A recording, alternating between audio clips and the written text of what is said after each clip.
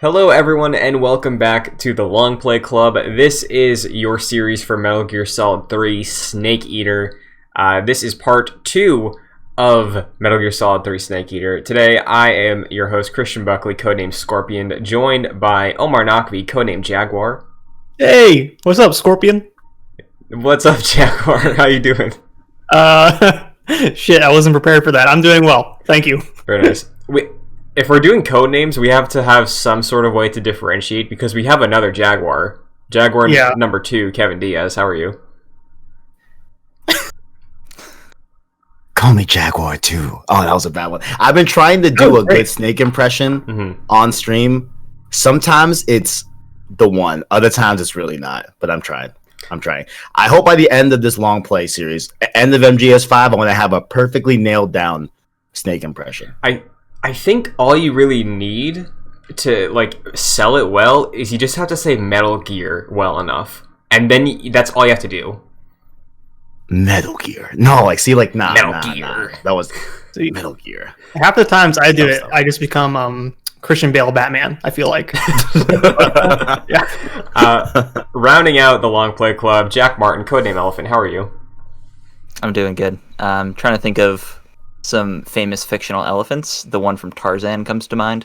Sure. Curious George, right? Isn't there an elephant in there? That's a monkey. Curious George. That is a monkey. No. I know that Curious George is a monkey, but isn't there a he's friends in his lore? There's like a children's book series, right? About elephants. Yeah. Yeah. I remember vividly in my preschool, in the preschool bathroom, with like the little kid toilets, they had wallpaper in there, which seems like a really bad idea, of that series of elephant books. Also, the elephant from Lost Legacy. Christian hasn't played Lost Legacy. Just figured I'd throw that out there. Sure. Horton Hears a Who. There we go. So today... Oh, yeah. Genius. Today we are continuing Metal Gear Solid 3 Snake Eater. Last week we left off with facing off against our former mentor, the boss, throwing us off a bridge, being introduced with the incredible Snake Eater theme song, and getting our mission objective for the Operation Snake Eater. So, boots on the ground is where we left off. Let's get walking. So, almost immediately after we are sent back to the area we just were at, which we can get to in a second, we experience a cutscene with the boss out the gate. She shows up once again. Kevin, since you are new to Metal Gear Solid and you're continuing this mostly pure experience. Oh, should we leave with that, Christian? Not my thoughts on this specific part, but the previous thing I told you about yesterday. I would like the answer to the question first, and then you can bring it up. Okay, absolutely. Okay. Answer the question, Kevin. Yeah, Kevin. So stay on top. Did you expect to see the boss again so quickly after they set her up as presumably like the villain of the game? Yeah. Now it's like now I don't even know if she's gonna end up being like the villain, even though she is painted as being that. I did not expect her to come back so soon. I thought it'd be like a last hour and a half of the game, go through her thing, pay off at the end, all that, and like I figured like she would set out all her not cobras, but what's their group called again in this game? Shoot. Gru? Gru. Is that what it is? I know minions. Yeah, the minions, Gru, whatever. I thought they would send them out one after one, and then the last one would be the boss. But yeah, like it is interesting because like she let him live again, and now I'm at like a point where it's like, okay, I don't think you actually want to kill me. You do keep injuring me a lot, which is questionable, but I feel like there's something else going on here for sure. Like I think she even says a line of like, I'm not even necessarily your enemy, I think, or something like along those lines where it's like I'm not actually who you think I am, like in terms of an enemy or friendly. You know what I'm saying? Yeah, because I think narratively with this cutscene specifically, it's interesting because the game is dead set, I think, kind of bluntly for the first everything we played so far of like, maybe allegiances aren't a good thing, you know? Or like, maybe there's good people on both sides. It's a matter of perspective. Like, they really drill that in super early, I think, in a way that's kind of in your face, and I think this is just another example of that, you know, because I think the boss here has a line talking about how like criticizing Snake because like he doesn't like give into his emotions, he's too focused on the soul. Like she's criticizing his ideologies, and she's like, oh well, we have a history, like why does that not matter if I'm your, you know? It's like very kind of blatantly just maybe everything's gray, you know? Like, Jack, in this scene specifically from that perspective, like, do you think that the boss showing up here is effective for setting up the objective when it's like we have to kill her, but she just is there at the beginning? I think it's effective in the sense that Snake in this situation is just woefully unprepared. And I guess they sort of set that up previously with the boss and Snake on the bridge, but I guess that was more the fact that she had like the element of surprise over him and he wasn't expecting to fight his mentor, and then he gets in this situation and he's like ready because she is his mission essentially. And at the start of this, I think it is a good way of being like, Snake is like nowhere even close to being able to take down the boss, and being that his mission is to take her down eventually, he's going to have a tough time to do that if that comes to pass. So in that sense, I think it is effective. I have another question, Jack. Why do guns break so easily? Every time they show up, she just like tears that thing apart like it's paper. What's up? She knows what's up, dude. She knows the mechanics. You pull that apart. Snake goes on a tirade about, well, this thing's got double action revolver. Such a nerd. This. And he's like, oh my god, where did you get this? So they just love guns. Yeah. I'm like, you're such a nerd, bro. You're such a freaking nerd. Omar, I know you're not... Last week you brought up some, I guess, issues or disappointments with the way that this game presents a lot of its ideas in the opening. Here, again, I was seeing a lot of what you were saying with this interaction. What do you think about setting up Operation Snake Eater with the boss here and Snake's encounter with her? I think this cutscene's pretty cool for the most part. Like, I think it's staged well, it looks nice, and it has this like beautiful horse, I think. Have you seen that horse? Yeah, it's beautiful. It looks really good. Yeah. Yeah, great looking horse. But yeah, Christian, are you talking about like how I kind of felt like some of this game feels a bit awkward in its cutscene and writing? Like, yeah, it's a little strange. I don't really know what's going on there, but it feels stilted in a way where it is beating you over the head about these ideals, right, that the boss has, and you have like it. It doesn't feel gracefully written, I guess. And not to say the previous two were, but like this one more so stands out a little bit, I think. Yeah, I wrote down towards the end of this week's session something like the writing's lacking something, I think. And I can't place my finger on what that is fully, but I wonder if it is really what we touched on last week of just sort of wanting to devote to the time period and the lack of wild technology and all that, and just wanted to make it feel like more of a period piece. But I think they're setting this up to be more of a intimate type of story than the other two were. But I don't know how effective that is so far when it's really like going for the Bond thing the whole time, you know? Yeah. So. Yeah, I see. Yeah. When we got to that horse, part of me was like, am I forgetting this game? I'm about to fucking ride this horse throughout the jungle. But of course you don't. No, yeah, that's a bit upsetting. Speaking of upsetting, before we continue on, Kevin, you wanted to bring something up to the panel, so please feel free to do so. So as the resident flower, right? Mm-hmm. You know the flower in that one Disney princess movie, you know, with the glass encasing. What's that called? Beauty and the Beast. The rose. That's me, right? So, trying to protect myself from spoilers, right? I unfortunately stumbled across a spoiler myself, gentlemen. Mm-hmm. And it was from an avenue that I don't think anyone could have predicted. Yeah, please tell the story. Was the most random. Okay, so here's what happened, right? So I was so I was on PlayStation Trophy Room, right, last week, and we were talking about the heritage of PlayStation, the culture of PlayStation. I'm like, damn, PlayStation does have like a really deep, enriched history, I knew that before, but like I just don't really think about it that much, right? So I'm like, man, I'm in the mood to see and encapsulate like the heritage of PlayStation.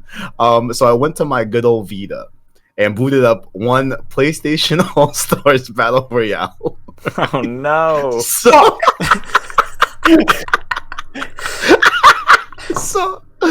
I went, right? I booted up a solo play against some AIs, right? Some usuals.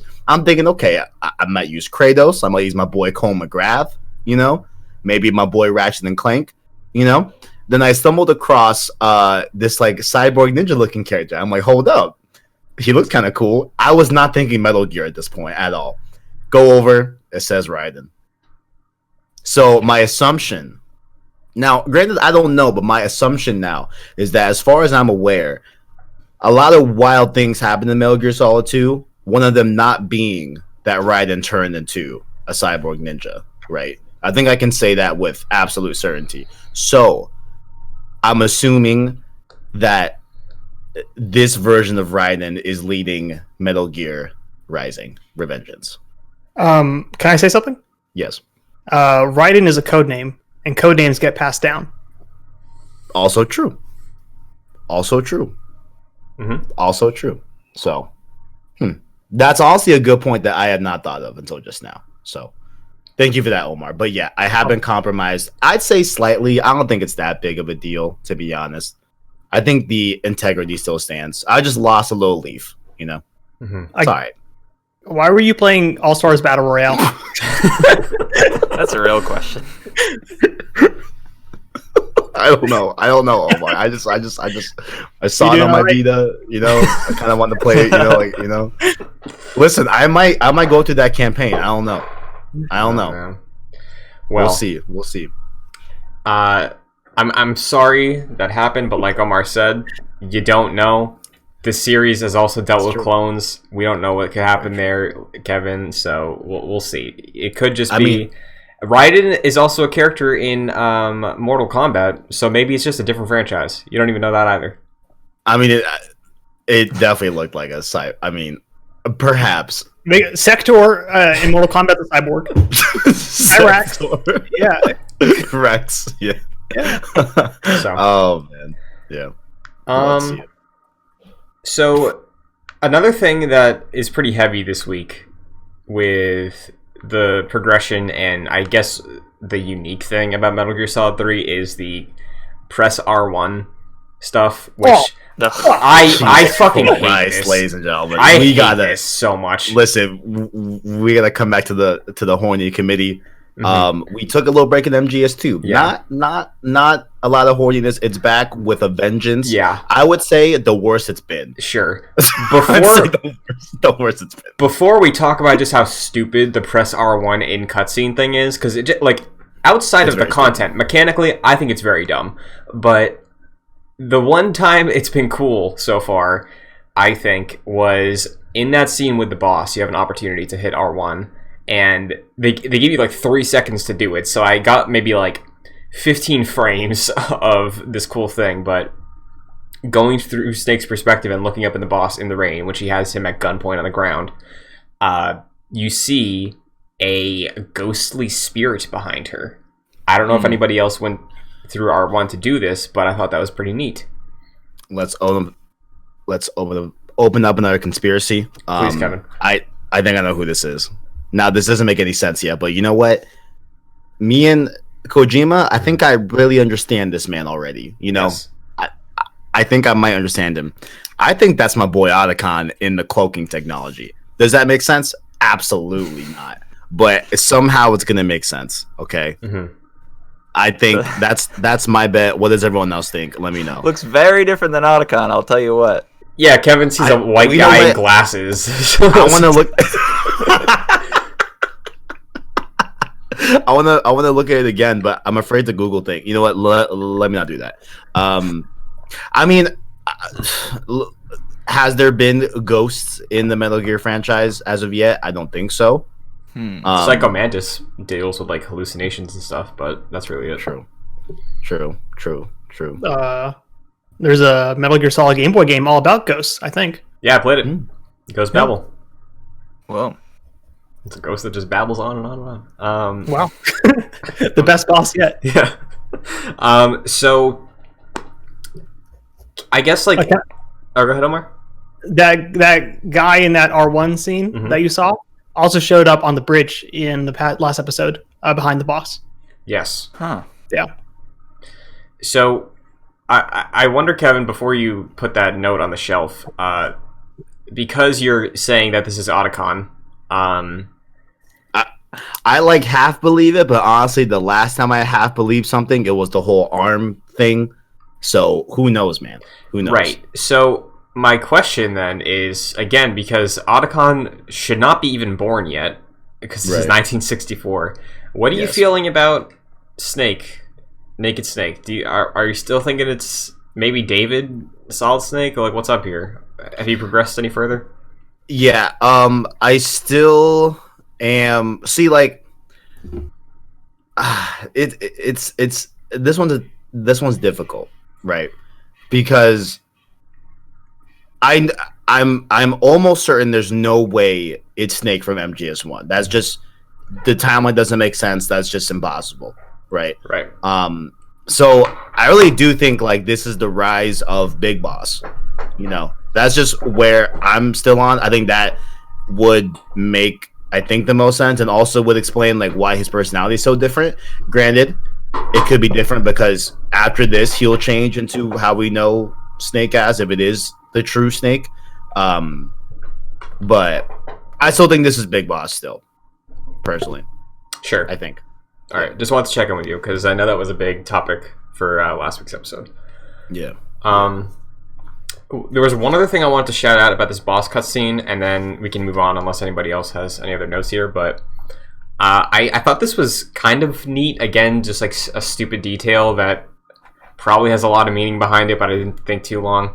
Whenever it was like a close-up, or like if the character was center frame when they were going through the boss and Snake's conversation, the raindrops had like reflections of their faces. I did notice that. What do you make of it, Jack? I honestly, I thought it was like a glitch or something. I thought like Digital Foundry would go back and be like, yeah, there's this weird like artifacting thing with all the raindrops. You can see like multiple versions.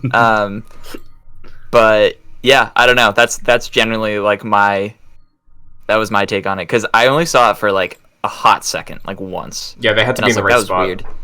Right. So that was my like first blush of that, but there probably is something more to it, of course, but that's what I thought. Is it? I didn't notice this. Sorry. Yeah, I honestly didn't either. What was it? It was like the raindrops look like faces? Is that what you said? Yeah, so like I think it was after I saw that Spectre. I saw like the raindrops that were like falling on the camera lens. I was like, they look like faces? Am I seeing something? And then like it kept going, and I was like, there's definitely some sort of face that looks sort of haunting here. And then it was a different face when it was on the boss, and the longer I was looking, I was like, oh, it's when it shows the boss's face in the rain, and then when it shows Snake, it's Snake's face. It looked like the effect where we'll get to it later, but like if you see like the movie perspective of like a bee's eyes, and there's like multiple different versions. Yeah. It's like that toned down way more. Like on the right side of them, you see like little reflections of the character you're looking at through the raindrops, which makes no sense. But of course, this is a video game. Go with me. I think it is a commentary on the sadness that both these characters who have a history feel. It's them showing their emotion through the environment artistically. It is the rain is their teardrops they're shedding for each other, friends turned enemies. Is this the inspiration for Taylor Swift's Teardrops on My Guitar? Probably. The best Taylor Swift song. I was gonna ask, is this tied to the seminal Weekend song "Tears in the Rain"? Right, where that song is like, tears don't even matter really amongst the rain because it's all the same, right? Sure. So perhaps the sadness is just all the same, Omar, you got that Blade Runner quote on the top of your head? Like tears in the rain. I don't have the rest. Was it before or after? Isn't it like memories fade like tears in the rain, something like that? Sounds right. Yeah, sure. Maybe that's what it was. Kojima just wanted to reference Blade Runner. Kojima referencing movies? What? Yeah, right. I do think Jack's probably probably likely the outcome where it's like some weird engine thing where the not Taylor Swift, not teardrops, probably not Taylor Swift, but like the raindrops are have some sort of like mirroring factor in the code, whatever, and they're mirroring whatever they're in front of. I don't know, like. That looked wrong. Probably makes it. Yeah, it looked wrong. Yeah, that probably makes the most sense. Yeah, watching a bunch of Digital Foundry videos for the past 6 months, to be honest. Yeah, because at first I thought it was more. I thought it was the Spectre's face. I thought it was just more of that to just sort of have some sort of thing. But I was like, oh no, it's definitely not. Omar, is there anything else that stood out to you in this interaction with the boss before we move on to finding Adam? Not really, other than the fact I liked how it looked a lot, and I think when the boss does do that gun shit, I think it's awesome. But that's kind of it. Yeah, I think this, the combat here, the CQC camera work, I think looked the best here than anything from last week. Jack, do you feel the same way? To me, it still feels slow. Like they can't quite get it. It's like they're masking the actual action we're seeing with quick sound and some funky cutting. Sure. And it just they're trying to go they're doing this in fractions of seconds, and it just doesn't add up visually, and they're not quite there. They're not quite there. Sure. So after the boss dips out, we get new orders from Major Zero, who is the new code name for Major Tom. We have to go back to the factory where Sokolov was to meet up with a former NSA translator who defected to work for Russia, who is now defecting to help the US. There are two of them, Adam and Eva.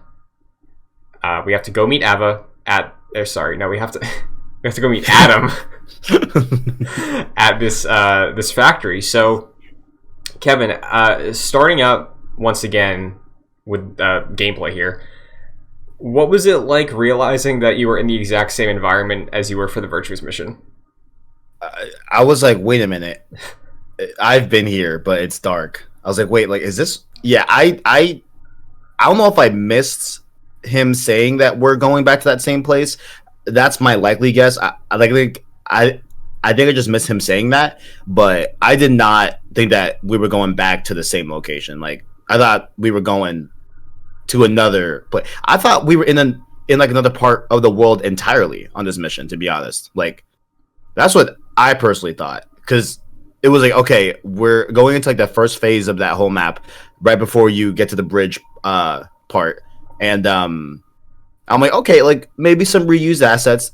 It's cool. It happens. Maybe some reused environments. It's fine. Not a big deal. But then we get to the bridge. I'm like, wait, no, this is the same place. This has to be the same place. So that was kind of weird. And I don't know if that was, I don't know. I mean, if we were told that's where we're meeting Adam, then okay, I guess. I don't know how Snake was able to get past these guards a second time in the same location, the same exact route, the same way. That kind of took me out a little bit, but yeah. Sure. I think I just forgot or just missed that we were going to the same location. Was that even clearly said? Did you guys know that too?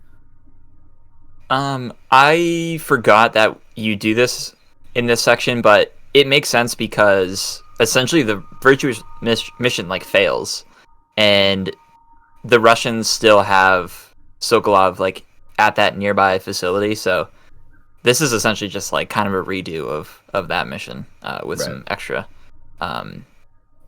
tasks for Snake. So it makes sense, but it's definitely very repetitive. Like when you, like what Kevin said, when you get to the bridge, it's like, fuck, I don't want to do this. I don't want to have to cross this bridge again. I'm glad it's only like a few minutes of your time, but you do spend like a significant portion when you realize like, oh man, I have to go to this abandoned facility again that wasn't interesting in the first place, and now I have to do it again. So it is somewhat annoying. So Jack, I'm wondering then, because I know with Metal Gear Solid 2, you also weren't a fan of the start and stop sort of design they had with the tanker and then Big Shell, where I think it's slightly different here, but because like you're resetting in a different way, but from a design standpoint, like I think I'm with you here more than I was with Metal Gear Solid 2, because like I think there's something that could be interesting about revisiting this specific location, but doing it immediately after, I felt like nothing. I was like, oh, okay, I guess I know where I'm supposed to go this time, but like it was still sort of going through the motions. Yeah. And aside from making it nighttime, there aren't too many like aesthetic differences or practical differences. It's largely the same place. I think it's even like you got to go to the same exact room to meet Eva, right? Yeah, yeah, which is kind of bizarre. Yeah, very weird. After that cutscene with the boss and the guards showed up, I was kind of disoriented, and I ended up going back to the alligator swamp. And while I was over there, I was like, oh, I have less equipment on me now. I think I got a gun from like the left spot in the Virtuous mission. So I went to go look over there. There was nothing, unfortunately, but there was one of the little frog statues. I don't know if anybody else has seen them so far. I've been seeing a few of those. What do you crouch over them? Do you shoot them? What's the deal? So I found another one before the Ocelot encounter later on in this episode, and I shot it, and then it just started ribbiting, and I got a trophy. Oh, that's cool. Yeah. I should do that. Does it ribbit, or does it do the Caro thing? I think it's a mix of both. It's definitely like a cartoon frog voice, so I think it does the Caro thing, but it's not like a sound bite somebody recorded in like the Busch Gardens of something of a frog. It's definitely a designed sound. Wait, Caro. That is Japanese for frog, I believe, Kevin. Oh, okay. I'm sorry. I'm very uncultured in that region. Sorry about that. My bad. Okay. Were you thinking of Caro Bonito? I was thinking. I was like, is there some sort of like obscure thing that I missed from my childhood? I don't know. Okay, gotcha. Caro Bonito did the theme song for Bugsnax. Certified banger. Bugsnax is a banger. Shout out to that. Yeah. So we get to the warehouse, and it's empty. Very strange, Omar. Like you said, I was like looking around. I was like, "Is somebody here?" And I was like, "I guess I can go look in the room and see if there's any cool like items." And then I stumbled into the cutscene on my way out. I was like, "Oh, okay." Just kind of strange, but we don't get met by Adam. We are met by Eva. Jack, it's funny you mentioned Taylor Swift earlier because I wrote down Eva looks like Taylor Swift. Yeah, I get that. Like a PS2 model of her. It's very strange. Sure. And immediately R1 to look at boobs.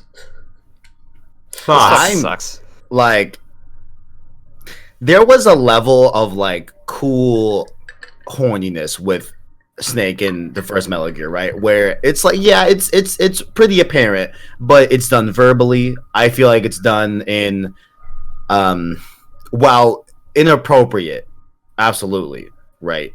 I feel like it's done in a very personal way that adds a little flair that tells a lot about Snake and his personality. You know, like while not being the greatest things to say and the greatest things to do in the given scenario that they were in, right? I still think that overall, like it was a tolerable amount of horniness. This right here, it went over that line like 50 feet. You know, like this almost was like, I really hate it. Yeah, like it really just took me out. You know, it's like I don't know. You know, this one didn't work for me at all. Like, I was like, okay, like, yeah, and then it doesn't stop. Yeah, you get like 8 options to do it. Yeah, I think it's kind of like what you said, Omar, last week. Like, Naked Snake kind of sucks. Like, I just don't like him really, especially like all of us were really hot on Raiden. You know, I feel like Raiden might be my favorite character so far. Obviously, I love Solid Snake, but like Raiden was just such a good protagonist. And whether or not this is like intentional to just make Naked Snake seem more like an ass, it still was very jarring. Did anybody actually? So I'm assuming we all just like clicked R1 to like see what would happen, right?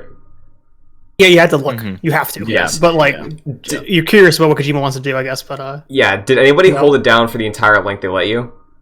I think so. Because no, it's like I don't think I did. I would do like on and off to be like, is anything changing? But wasn't. Yeah. So I did it to see what would happen because I was like, there's probably a trophy tied to this or something. It goes on for like another 3 seconds after she stops talking. There's silence, and then you just hear Snake go like, and that's it.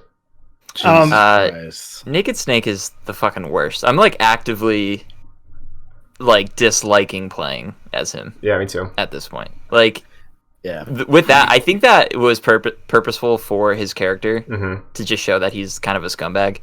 And along with anytime I save or talk to a paramedic, he's like always very hostile with her, and is very dismissive of her movie takes. And I'm like, I want to hear about the fucking day the Earth stood still and shit like that. And he is very much like dismissive of her, and I really don't like it. He is not a likable character so far. I don't think he hasn't done anything aside from the Eva stuff that's like too overtly like, wow, he's actually a piece of shit. But I just get the sense from him in like the small interactions with people on the codec that he's just kind of an asshole. And it's unfortunate because like what you said, Christian, it was so nice to play as like 2 likable characters in the first 2 Metal Gear games, and I'm just not feeling Naked Snake. Mm-hmm. So like, Omar, I'm wondering if you feel this way, but to me, it is so clear that, even in a weird way, because I know you talked about this last week with the voice cast and all of this stuff, and I think Jack mentioned the Kurt Russell thing, but like, it really feels like such a different character, despite being the exact same model, basically, of Snake and being the same voice actor. To me, it truly just feels like a different person. I don't know if you feel the same way. Yeah, no, it does. I mean, he also talks way less than Snake does, which I never noticed that before, to be honest. But yeah, there's definitely a difference in the character portrayal. Do you mind if I talk about this cutscene a little more? Yeah, go for it. I feel like this cutscene in a lot of ways like illustrates Snake as like a 12-year-old boy with the horniness, and then like how he's geeking out about that gun. Yeah, it's weird, but I almost still don't feel like it's Kojima illustrating to us that Snake is a scumbag. I feel like this is just Kojima being horny, or he's giving the gamers a treat. Maybe, I don't know what he's thinking. Like, I feel like this is where I always get upset when people treat the guy as like an auteur, I guess, because he does this stuff after. This is where it started, but I feel like the later games and some other stuff he's done afterward, it just. This was the beginning of the end, I feel like, of Kojima and this horny thing. Like, I don't know. Have you ever seen that tweet Kojima made where he's got like 2 sunny side up eggs on his plate, and he said he tweeted a picture of it, and the caption is, "If you shake the plate, the boobs jiggle." No, I haven't seen that. That's a real tweet. It's a real tweet from Kojima. Like, I don't know if you've ever seen Quiet, Kevin. I won't go into it. But yeah, that was a big thing. Yeah, like. Quiet? Here's Quiet, and then, man, Metal Gear Solid 4's got some crazy shit, too. Like, okay, sorry, Kevin. Not to get too future spoiler here, but, like... No. No. No. Go ahead. This shit, I feel like it comes out of nowhere after the Metal Gear Solid 1 and 2. And I don't know what happened. Yeah. Like, it definitely doesn't get better. Yeah. No. So, it gets worse. Doubles down, triples down. Yeah, no way. The idea... Holy shit. I think... Omar, you've mentioned to me like off recording also about this game changed sort of the direction of some things, and like I think you can pin it to the moment. The second she shows up, does some super cool thing on the motorcycle, and then just unzips her like uniform. It's like, okay, things have changed. Like, and Kevin, I don't even think, and we don't have to talk about it much more because I know you don't want to know much, but like, I think it's, from memory, it's less so in like an overt dialogue way and more in like kind of, subtle's not the right word, but like just things that exist and they just don't like talk about it, you know? It's right. Like, this is just how that exists in this world, and it's like kind of gross that it like, there's no character that's like, you know, like really doubling down, but like being super flirtatious from memory moving forward, like Snake was, or even like Snake in this game is. But there are some, like Eva as a character design wise is sort of what we toil on towards with later things. Interesting. It's just really interesting because like when I think to like my first game by him, Death Stranding, there was a female character where she showed absolutely no skin, right? Because of Timefall, right? Mm-hmm. Like, and that whole aspect. So like it's just weird to see like a pretty much direct opposite of how, like, not necessarily even how he's portraying them from like a written level, but just on like a physical appearance level, mm-hmm. right? Like it doesn't make sense for her to unzip that, like that. Why? Like it didn't make any sense, you know? Yeah. But yeah, like, yeah, I just think it's weird. Yeah. And then like to even like go back a little bit on Snake, like I just feel like I'm watching like a CGI version of Snake, you know, where like there's just some writer that like just didn't really get Snake, but heard like some quick spark notes. Yeah. Like, yeah, okay, like these are his personality traits, and then he's kind of emphasizing a lot of them that really aren't usually that emphasized, and downplaying a lot of other things that should be emphasized. I mean, yeah, like, yeah, that's kind of where I'm at. Yeah, so I'm in the same boat. I'm not feeling this Snake either, to be honest. I think for the sake of the rest of it, should we like just really draw the line about this Snake? Jack and Omar, do you think we should just like talk about like? Are you asking? Should we say it? Yeah, like, because I think so. I think you're gonna be better, Kevin. This is not Solid Snake. It's not. It's not him at all. Because the thing is, like, the game essentially tells you that. Yeah. I know it tells you that, but like, are y'all fucking? No, but I swear, I know you're fucking with the arm. This is, I swear to God, I think for your enjoyment of this game, this is not Solid Snake.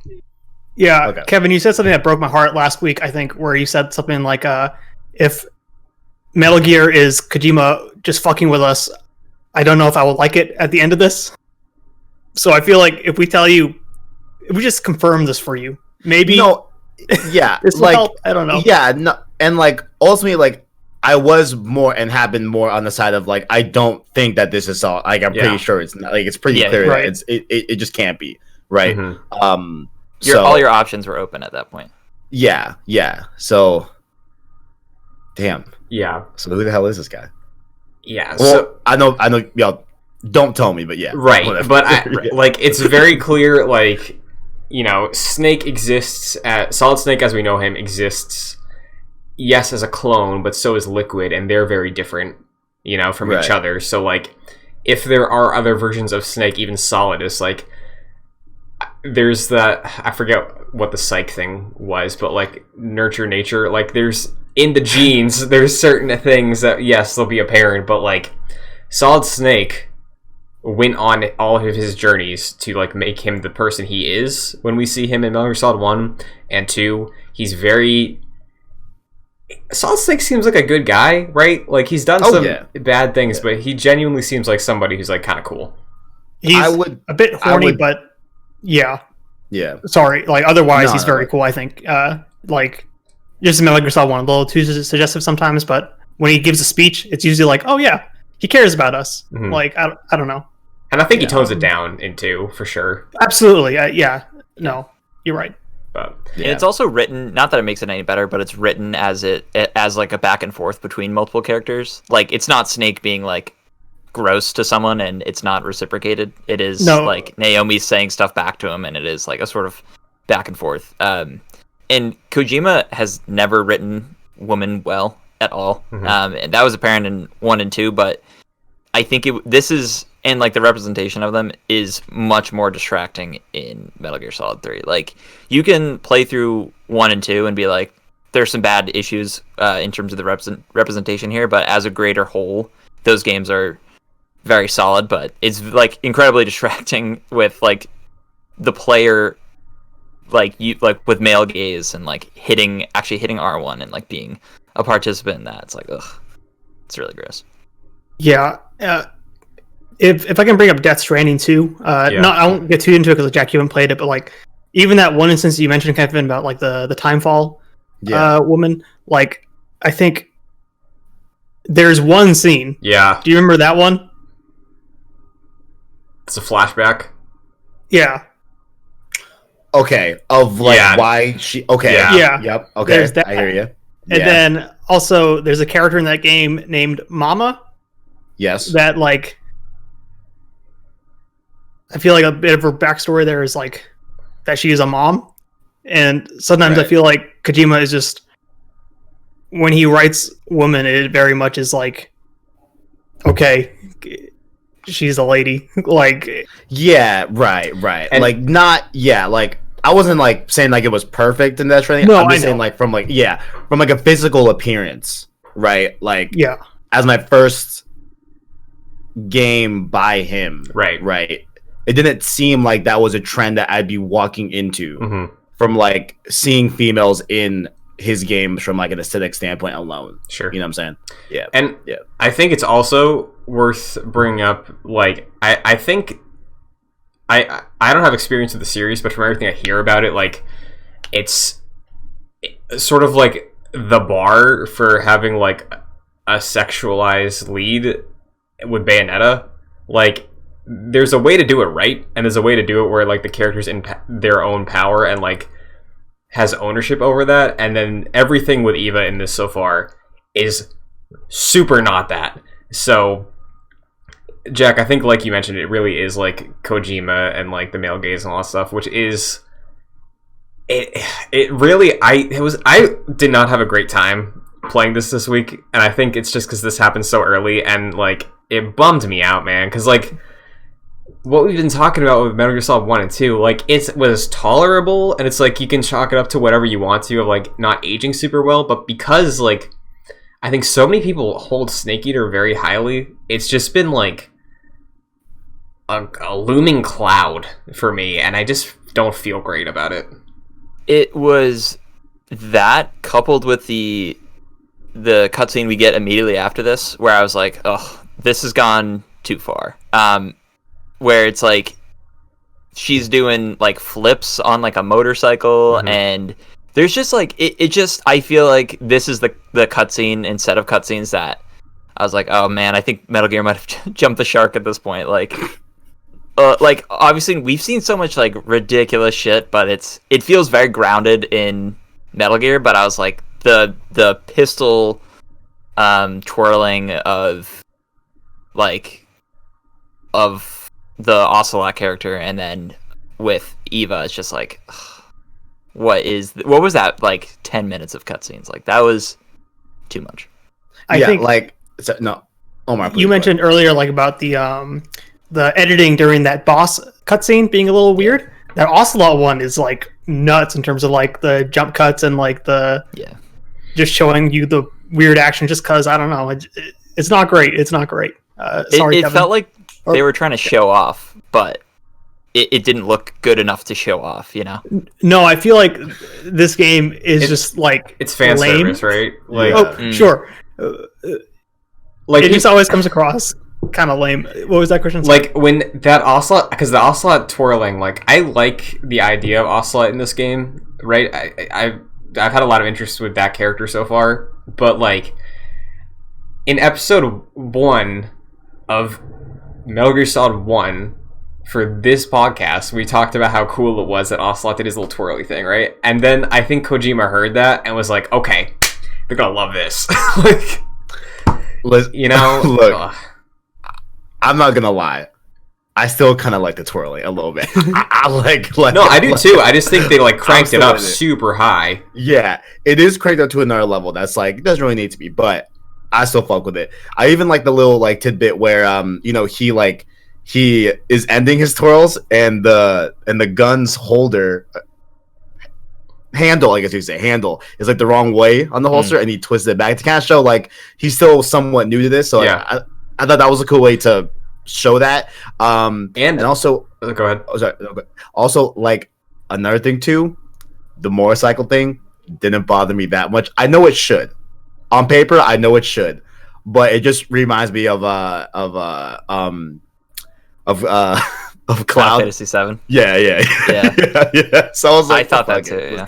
So yeah, I was like, oh man, yeah. There was a part where this is like later on where Ocelot's like doing his twirlies. I made the critical Metal Gear Solid mistake of not using the bathroom before a cutscene, and I was like, I gotta go. So I kept my headphones on, and I went to the bathroom, and I was like still listening. And I was like, no fucking way is this dude still twirling his fucking guns. It was like a minute. I was like, what are you doing with these things? So, two things I wanted to throw in there too. Like, the motorcycle thing didn't bother me, personally, because we are used to just these ridiculous things. I think the thing that bothers me more is the game's tone is just super inconsistent in a way that 1 and 2, like, everything kind of makes sense in the way they present it, but here it's bouncing all over the place. But again, I do really like Ocelot so far, because another small thing, I like that every time he shows up he has a different gun, because like Snake keeps criticizing him. I think that's really funny. Yeah, he's so like insecure. I fucking love it. It's so funny. Yeah. Like, I think the overall, like, a statement I said like a few weeks ago, I think still definitely stands true, especially the more I play this game, where it's like Metal Gear is like almost stupid, like just like on its door, like almost being just completely stupid, you know. But then it's like they say something really deep, and it's like, hold on, okay, you're not that stupid, but like you're almost stupid, you know. But like, I feel like that tone switching is almost like a strength of Metal Gear Solid 1 and 2. Right. Like, it seamlessly does it, and it's always funny when it wants to be, and it's like sad when it wants to be. Like, it's impressive. But in this one, it definitely just feels like just goofy shit the whole time, and I never really buy into any of the drama, I guess, so far. I know we're like almost halfway through this game, or however much we're at, but definitely this is the weakest Metal Gear so far, for sure, definitely, at least for me right now, you know. So like, I'd be shocked if people say that like this is their favorite MGS3, because I'm waiting to see how it's a lot of people's favorites if it ends up being it. Like, I'm really interested to see if this game ends up being the third slot where it is right now for me, up to like the first slot. I'd be shocked if it ever ascends to that. I have a feeling I don't know if it will. You know, I have a feeling I don't know if it will.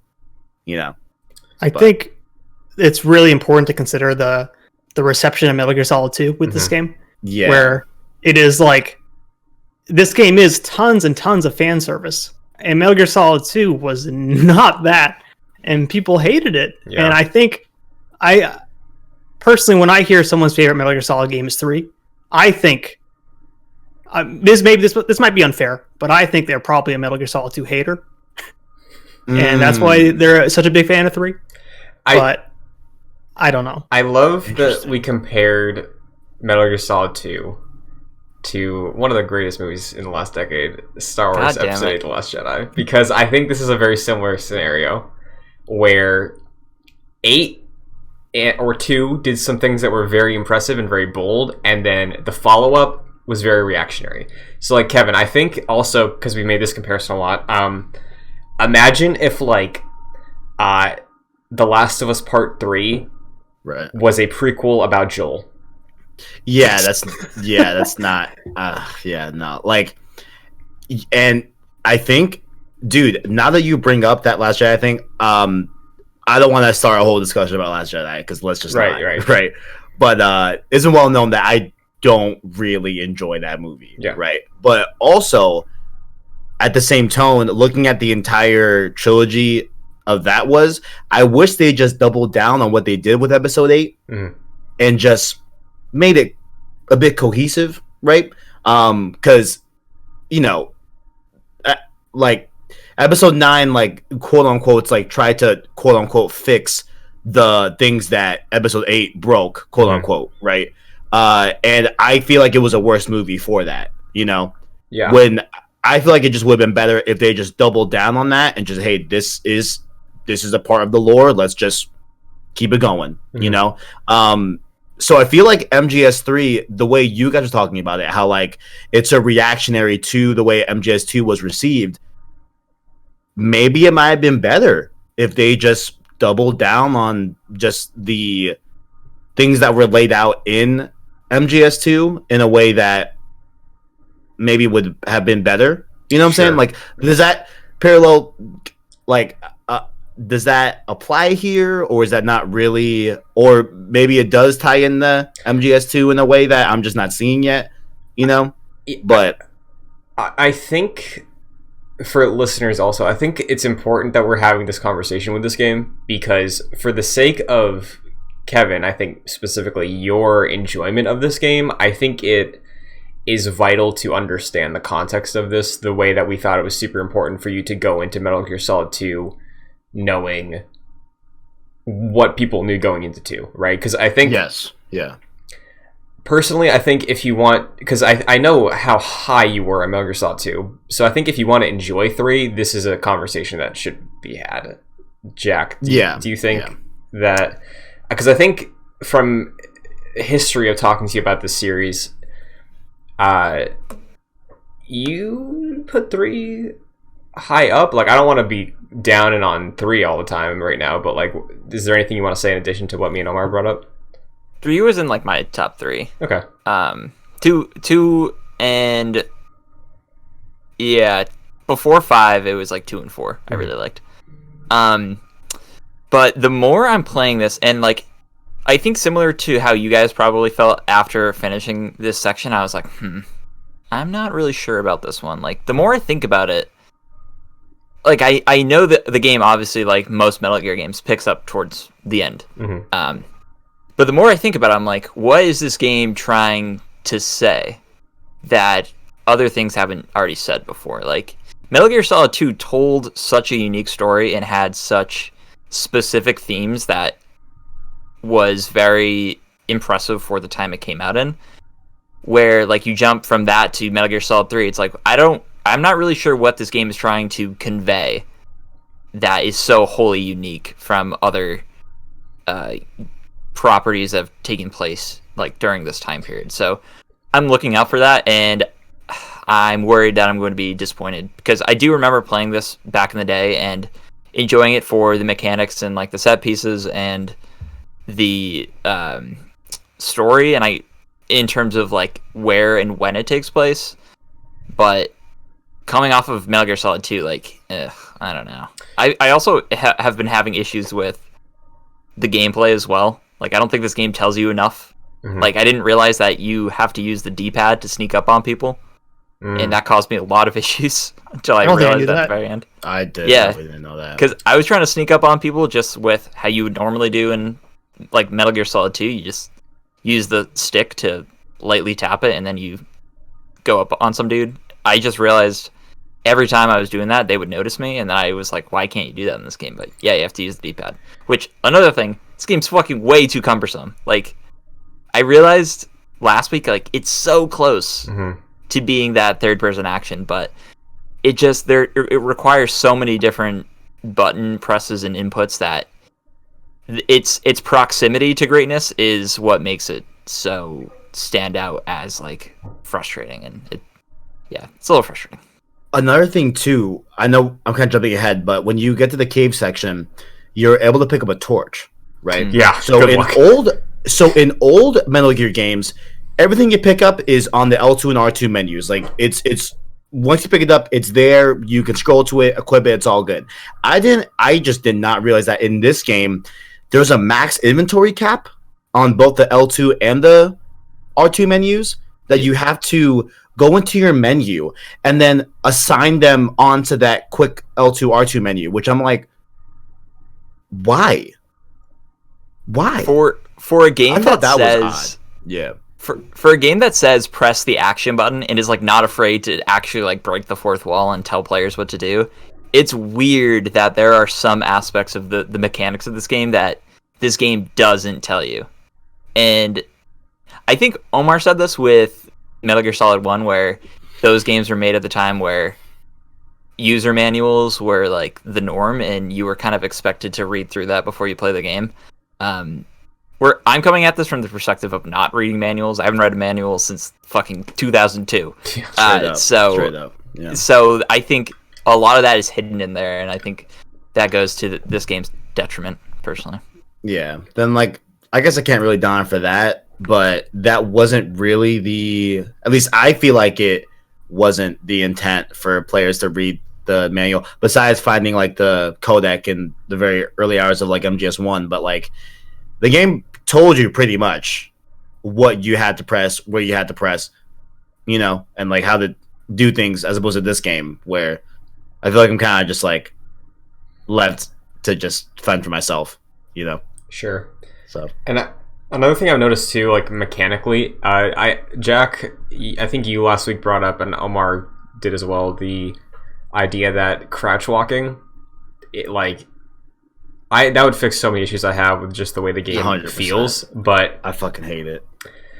I know I brought it up last week because I did it for like a second, but I tried more of the session this week playing with that original camera. I kind of think it works better. Like, it doesn't work in every environment because you're kind of locked off on like how much you can see and take in. But I kind of think that this game, at least going back to it after playing 1 and 2, if it was top down still, I kind of think it would just be a little more clean and like not as cumbersome fully. But because like it's not a complete fix because the game doesn't feel like it's designed for that, so it doesn't work in every scenario, like I said. But I definitely found myself kind of having less things to worry about when I like toggle on that top down. When it's top down, do you see every enemy like in your one screen section, or does the camera scroll? Like, if that makes sense, like, is it section camera spots? It follows Snake. Okay, it's not screens. Oh, okay. I see what you're saying. Okay. First I was like, wait, what? Omar, but now I got it. They do let you like. This will probably only make sense to Omar, but you know how like in 3D World you can like sort of move the camera a little bit from the locked perspective. Yeah. They let you do that, so you can like move it a little bit more to see like what's a bit more ahead of you for some, you know, safety and what you're actually doing. But yeah, I do agree it's kind of cumbersome. I did want to go back to something you mentioned, Jack, about the narrative in terms of trying to struggle to see what the game is saying, and I have a couple questions about this that I'd like to hear your guys' thoughts on. It feels like they're doubling down on the main idea of this game being something that was like an undercurrent of Metal Gear Solid and MGS2, where it's like, who should you trust? Is it smart to pledge allegiance to a country? Like, those are underlying messages of Metal Gear Solid 1 and 2, and I feel like they're handled in a more interesting way there. Here, that's kind of the point, and a lot of, I think, their message rests on their characters in this game and your attachment to them. Clearly, none of us are really attached to Naked Snake, but I wonder, I'd like to hear from everybody. Like, Kevin, starting with you, do you feel an attachment to this cast in any way? No, and that's something that I haven't really even thought about till you just said. Right, yeah, like I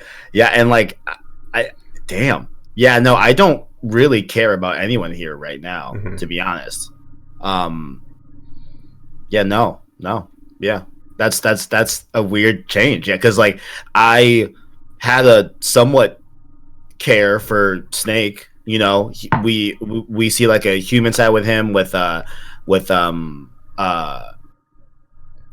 I almost said Marlene. With her and the way him and Otacon become bros, like it's you see that human side of him. MGS2 obviously it's Raiden for the most part, a little bit of Snake in there as well towards the end, but mainly it's Raiden and like how he interacts with everyone in the cast. But here it's like, I don't think that I have anyone that like I really like am even necessarily like rooting for. You know what I'm saying? Like, yeah, it's odd. Yeah. Jack, what about you? I'm wondering if this is where you're going. Like, do you think that might be purposeful? Like, you're not really supposed to like anyone in this game because of that message of don't trust anyone, that sort of thing? Is that where sort of you're going? I actually was not, but I think that's an interesting point. Where if you look at Metal Gear Solid 2 and the way, I think it's much more intentional in 2, where it's like commenting on the player's relationship with Raiden and their relationship with the game and everything like that. So I could hear like a case. I think you might be onto something with looking at this cast that has a bunch of baggage associated to all of them, and you're not supposed to like them because they don't know if they're supposed to like each other. So I think that could be interesting, but I think in terms of telling such a basic story about loyalty, I don't know how effective that is if you don't care about anybody, you know? Yeah, also, like, I don't want to give credit to them, even if it is purposeful, because I don't know, like what you said, I don't know if it's effective, and I don't know if it's any good, because you don't want to walk out of an experience with really any piece of medium not liking the characters all that much. Like, even if you are intended to dislike characters like Reservoir Dogs, like, you're not really supposed to like anyone in there. They're all bad people. But by the end of that, yeah, exactly. But by the end of that, there are like pieces of those characters where they do resonate in whatever like villainous, vile ways they do. There is an attachment you can have with those characters. But I feel like, yeah, so far with these characters, I don't particularly like anyone. Even with paramedics like movie talk, I think that's interesting, but it's not necessarily, you know, like as thrilling or as inventive as any of the other characters we've seen sort of occupy her space. And with Major Zero, like, doesn't hold a candle to Campbell, you know. So yeah, I just haven't felt attached to anyone so far.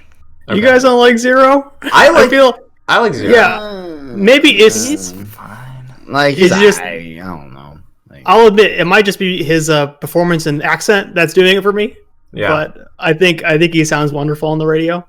But the one thing I did like about him was Paramedic brought up, like, she was like, Snake, you ever seen 007 From Russia with Love? And he's like, no. And then the Major was like, well, it released this year and blah blah blah. And he's like loves 007, obviously a nod to this game being that. And Paramedic's like, don't talk about that, stop talking about it, he's gonna go off. Sorry, no, go ahead. I was gonna say, I also love that at the beginning, we saw this last week, this cutscene, but like when we land and he's like, so about Major Tom, I based it off this movie where like The Great Escape, which is like, Kojima doesn't want to talk about The Great Escape, right? But like, he's like, yeah, I called myself Major Tom because they made 3 tunnels and Tom was the lucky one. I forgot it wasn't that one. That's why we fucked up. So now on, just call me Zero. That's what you called me this whole time. That's already a code name. Why complicate it? Like, just call me that. So weird. I don't know if you guys struggled in those caves. Sorry, Kevin. No, it's okay. I don't know if you struggled in those caves, like in terms of looking for a light. But if you call Major Zero during that or whatever, he'll be like, these damn Americans don't know how to fucking make use of their shit or something. He doesn't say it like that, I'm sorry. But he calls out American soldiers saying they're not resourceful in their inventory. And I thought that was fun. As a evil British man, I thought that was cool.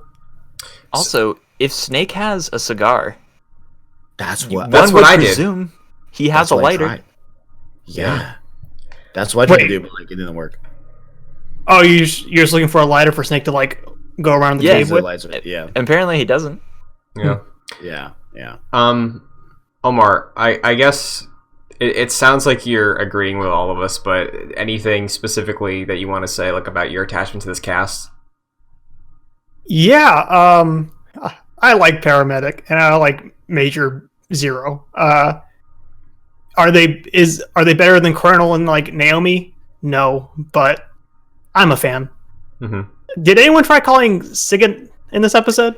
I was like, where did I get that number? Because I don't remember him from last time. Did he show up last playthrough? So no, in the I think in like as you drop down, back into this area, I think Major Zero tells you, hey, call Sigint if you need any help with weapons and stuff. He's like Natasha, I guess, in this game. Gotcha. Yeah. But yeah, did you give him a call? Anyone? No, I have not. I did during it was either during the Pain or Ocelot's fight, and he was just like, whoa, man, this is going to be tough, or like nothing like very helpful, and I was like, cool, appreciate that. I don't know if I'm like out of my lane here, but this is like a black character, and I feel like Kojima here has him say like, the first call you get from him is him going, yo, what's up, Snake? And I almost thought like, is this Kojima like just almost a stereotype in some ways? I don't know. It seems no one else called him. I wouldn't be surprised. Like so far these games haven't portrayed haven't represented all groups of people in the way that they should be. Vulcan Raven. So right. Yeah. Man, so I don't think you're off base for saying that. I caught up on that and I was like, I'm not sure about this one. I have to wonder also, this is my final thing I want to throw out there about the narrative, and then we can move on, but like, I wonder if like scaling back, because this is earlier in the timeline, because it's a different cast of characters really, with the exception of like a couple, like, I wonder if that sort of very basic, straightforward, blunt, good and bad people story would work better, honestly, if this was just called Metal Gear Solid Zero. I've had that thought a few times of like, don't act like this is the third game or a follow-up direct, like, if you really set the stage and like this is a prequel, I think you can justify scaling back in all the ways we've talked about not vibing with, of like super basic, not really much depth to the writing, like kind of weak characters, and like we're chalking that up to, or at least what I'm thinking of is like, it's 1964, MGS 1 and 2 are like the late 2000s with like a far future technology paranoia, and that doesn't exist here. So if you take that stuff out, I think you can justify it if you frame it that way. But this is, and I think thinking of this from Kevin's perspective, I've been trying to do, but like this being the follow-up to Metal Gear Solid 2, I think makes it worse on that level. 100%. Like it like I really think just calling it not Metal Gear Solid 3 might give, for this conversation, playing it in 2021, I would probably be giving it more of a pass. I'm like waiting for that, the way I felt the second episode of Metal Gear Solid 2, where it's like, who is this guy? Like, what the fuck am I doing? Say, oh shit, okay, like, it's all coming together, like, okay, all right, I'm riding, I'm pretty sure that's Snake. I'm kind of waiting for that, and I fear that I'm not gonna get that with this game. like I just want to feel like I care about what's going on, and I just don't care yet. Like, sure. Like in a way, like that sounded pretty harsh, but like, I mean it's fair, I think. Yeah, like I just don't really even care yet, and like I don't know if they've given me like a solid reason to care yet. I just feel like I'm like, this feels like a VR mission to me. Like this like feels just like okay, we're just doing this drill, but nothing actually for real is gonna happen, really. Like, I don't know. That's just how I feel about it right now. Omar, what were you gonna say? I think on the point of Metal Gear Solid Zero, I feel like at the time of release, I would still probably be pretty disappointed if it was like 3 years after the fact. Sure. And it was like marketed as like the next big Metal Gear. But definitely at this point, probably it might be better for new players because, again, I think the conversation or general opinion of Metal Gear Solid 2 has shifted so much in the recent years. Mm-hmm. You know. But I was going to bring up. I have a theory. It might be a bit ridiculous. Sure. But have you guys ever seen like a foreign film and then the director comes and makes an English-speaking film? Yes. And it's like there's a difference where it almost seems like their English movie is more simple in writing than their previous like native speaking film. Like I'm thinking of like Guillermo del Toro and like Pan's Labyrinth to The Shape of Water. Yeah. Where it feels like the writing in that and Pan's Labyrinth is I don't know, more detailed, has a little more depth to it. But then you see Shape of Water and it's very much not subtle about its emotions. It's in your face. Mm-hmm. And I like Shape of Water. I like it too. No, yeah, me too. Yeah. I think it's great, but I think it's just the way it handles its themes. It's a little more in your face about it, right? And my theory is, I think this, and I might have heard some of this too, where I can't remember. So let me look this up for the next episode. But like, I think in terms of the localization effort between Metal Gear Solid 1, 2, and then 2, 3, I think this might have been Kojima being more hands-on with the writing, but I need to verify. But I don't know. It is definitely blunt in a way where it's kind of surprising, I guess. I feel the same way, and I think because like in that comparison, I'm with Jack also of like I think. Specifically with the comparison you made, Omar, like I think both those works from like Del Toro are still good, right? The same way I think Metal Gear Solid 2 and I think Metal Gear Solid 3 is still good. You know, it's just like I think continuing as the third installment in the series, you know, and I can't imagine what people thought at the time if they were like, is it just going to be a trilogy? Like, I don't know. I think there's really something about the way you tee up a third game, and then this is what you're getting out of it, right? Like, and I think seeing it in context of the series is going to be very interesting moving forward. But yeah, so far I feel the same way Kevin did. Like I'm revisiting this game, but I don't really have much of an attachment right now. Yeah. So yeah. So I guess more directly with what happens after all the Eva stuff and Ocelot, a female spy, we get a short little sneaking section where we have to escape this hut.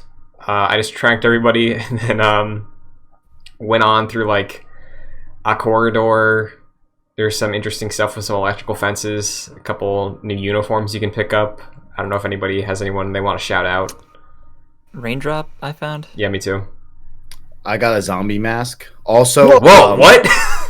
Yeah, I didn't put it on, but it was like face and then dash and then zombie. I was like, oh, okay, cool. Like, cool. I don't know why I didn't. I'll put it on and report back to you guys next week. But yeah, no, like I found a zombie mask by the house where you get the whole Eva and Ocelot scene there. Yeah, I found that. There's brown face in this game too. So, oh boy. Yeah, cool. You know, represent. I guess representation. Sure, fuck it. We got it. Thanks, Kojima. Oh, hell yeah, guys, let's go. Oh man.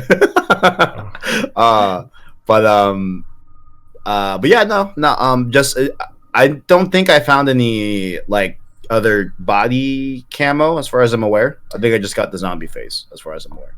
Yeah, this week I've picked up Raindrop, like Jack said, and I also got Splitter. Which is for like an urban setting, I think, and then I also got like a snow face paint. But, Cool. Yeah, I think I also got this. Last week, I think we said we wouldn't be sure if the black face and black outfit would be useful in this game. During the night scenes, it does actually give you some more camo, I think. But then you get a cutscene and Snake looks real dumb. So I wouldn't use it if I were you. Yeah. As far as like the detail goes, though, I'll say this, that I do think it's neat that whatever I don't know, loadout you got for your camo is consistent with the cutscenes, right? Like, it's cool that you can have the same face paint and actual body camouflage that you're wearing throughout the game, and it changes. So like, that's nice. It's a benefit of like in-engine cutscenes and stuff like that. The Arkham games do that too, right? Like, or yes, I think there's like 2 cutscenes in Arkham Asylum and City that you can't have the cutscene with the suit, which is unfortunate, but Spider-Man definitely does that. Yeah. Cool. Yeah. I have a question. Sure. I need some advice. I was gonna say a joke, but I'm not going to. Where, because it sounded like a little bit more general, but where can I find like tranquilizers, silencers? Because I'm running out. I've heard that you can like hold people up, but I haven't successfully been able to do that. Like, are there any that I've been missing? Should I be keeping an eye out somewhere? Has anyone even found any? I'd also like to know. Jack, listen, you two boys just gotta give in to the dark side. Just very easy. The easy gun is the way to go. I'm over here not slaughtering because I'm putting them to sleep, you know? Yeah. So It's funny you say that, Kevin, because I have been going pacifist so far, but the final guy in this warehouse area was on the roof, and I climbed the ladder, and then I got the alarm, right? And I was like, shit, this took me like 10 minutes. Let me just CQC him. It'll knock him out. The kick sent him flying off the roof, and that was a death. And I was not going to reload a save. I was like, all right, fuck it. I'm going to just kill people now. I'm not Solid Snake. I can murder people. It's fine. I sniped that dude with my trank from far away, and he was the last person, and I heard a thud, and I was like, ooh. it like immediately it went to cutscene. I was like, thud. Please be okay. I wanted to check up on him after, but they all disappeared after that, so I'd be very upset if that ruins my pacifist run. Yeah. I hear you. I've just committed to it at this point. Whatever gun is a silencer is the gun they get shot with.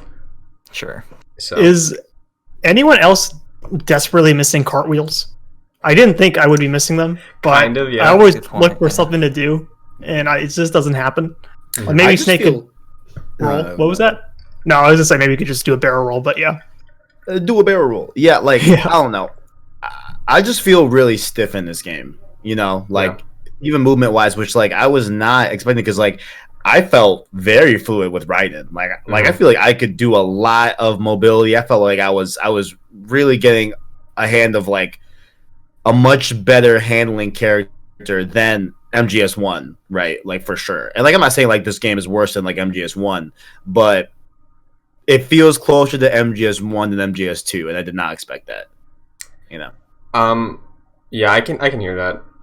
One thing I want to bring up as well in terms of just the way we're thinking about the game moving forward is that we kind of touched on this with the Ocelot cutscene with the spinnies, but I think what this game is doing, and maybe it chalks it up to fan service like I mentioned, is like I feel like it's doubling down on the things that from our conversations aren't the things we love about Metal Gear, but are still Metal Gear, right? Like, there is a dumbness to it at times, and I honestly love anytime like any Kojima game makes some like meta use of game mechanics for their story. Like, one thing I'll say that I like about this game is that they contextualize how long away you are from like when you save. Like if you save and then close the game, you'll come back to that profile contextualized as Snake having been sleeping, and depending on like how long it's been since you saved and closed the game,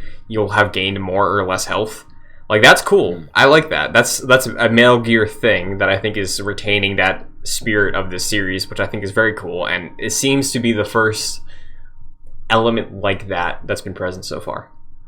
I didn't notice that. So when you save and you leave it, counts XP or something, or like health. So I think the way paramedics said it in this scene when Ava's like, you should sleep, and she said if you save it, that's counting as like that's your action of going to sleep. And if I saved the game today at half health and then I picked up tomorrow, I'd probably have less health regained than I would if I picked the game up in a week.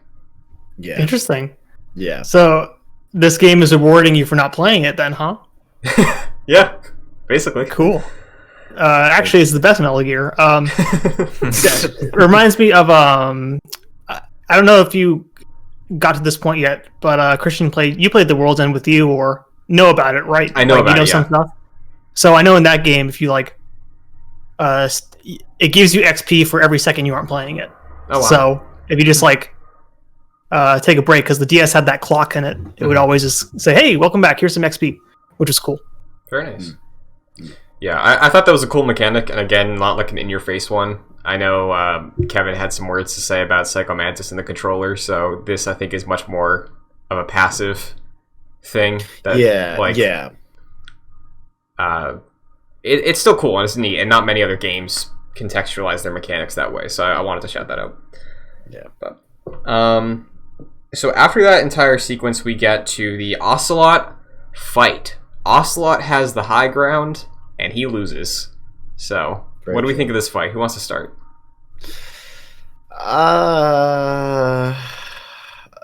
Again, worth noting, 3 of us are playing it on easy or very easy. Yeah. So. I did feel like it felt like a traditional boss fight where like it was not easy necessarily. Like it definitely took me a good, like, I'll say 10, 12 minutes to do. Like it was a generous amount of time in that boss fight. So like it wasn't like a breeze like some MGS2 boss fights were, for sure. But like, I don't know, like it's just not what I imagine an Ocelot fight be. But then I also have to put into the lens that like if this is the main Ocelot that we know, then this is a much younger Ocelot, a much more insecure Ocelot, a much less untrained Ocelot, right? So maybe it's not that bad when you look at it from that lens, but I don't think it was horrible. I just think it was kind of like a little bit boring. I don't know. I stood in the same spot and just took shots when he was open. I did not move an inch. It's almost identical to the Olga fight in Metal Gear Solid 2. Sure. It is actually, very much so. Except for the fact that you have like Metal Gear, when Metal Gear boss fights are good, it's because you recognize a sort of subtle mechanic of that boss and you exploit it. But this one is just like, all right, he has 12 bullets and you gotta just run him out and then you can shoot him. There's beehives that you could shoot above, which I did. Mm-hmm. Sometimes they were helpful, sometimes they weren't. But yeah, honestly, it's just very forgettable. In the grand scheme of Metal Gear, it's just a very forgettable boss fight, and it's not that fun. And it makes it even more annoying where his, like, troops behind you are like, I gotta step in, boss, and just start shooting at you. It's like, stop. I went to turn around and try to shoot them, and they, like, duck their heads behind, because the game recognizes that you're aiming at them. I'm like, no, that's never fun. Don't do that. I will say I like the set piece here. Like, I think it's a cool design for a boss arena of, like, you're divided by a crevice, right? I think that's kind of cool, and like just the winds and the sand flowing everywhere and the trees and the rocks. Like, I think the design of it is the art design of it is interesting and memorable, I'd say. But another thing that's like a subtlety I thought was neat was I didn't find myself consistently able to get multiple shots on him, but with the beehive, I think it opened it up for an extra one. But I don't know if any of this happened to you guys. I tried to aim for a headshot. And I think to justify, like, oh, you can't shoot him in the head because he's a character, he's important. The hat, the beret, like, flows off. And then he will pick it up if he goes past it at a certain point. Like, and I think he leaves himself open for, like, 3 or 4 shots at that point, which made it go by pretty quickly for me. But, yeah, there's some stuff here, I think. And maybe it would have been more engaging if I played it on a higher difficulty. But, yeah, it was not remarkable, really. Do you think the hat thing and how upset he gets about it when he loses it is an ode to Cowboys?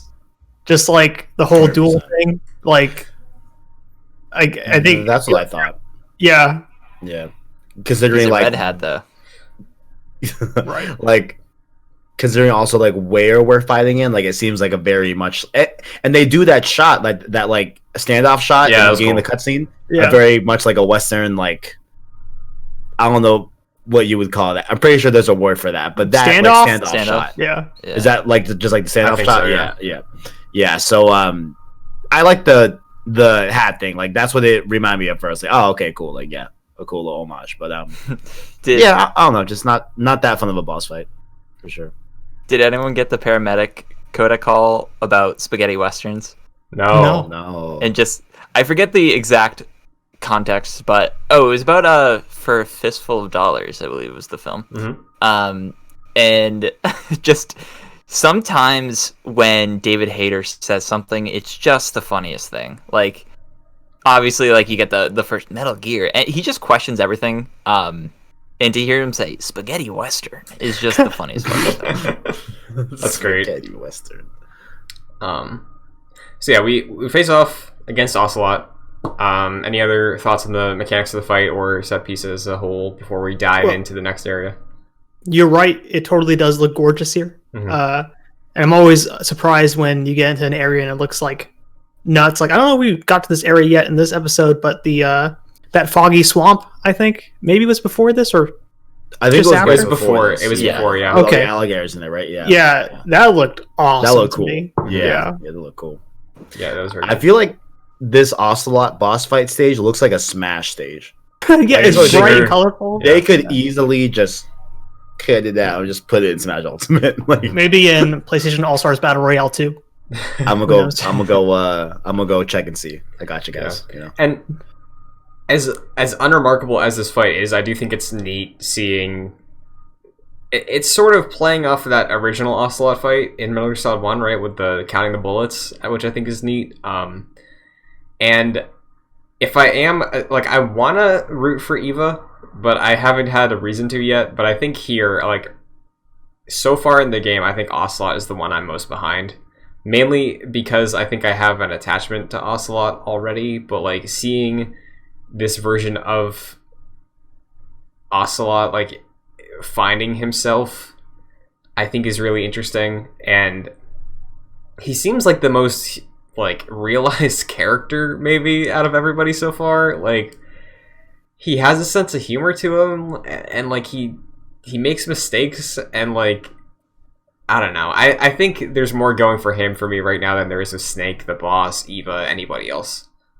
Yeah. I don't know if anybody disagrees or agrees.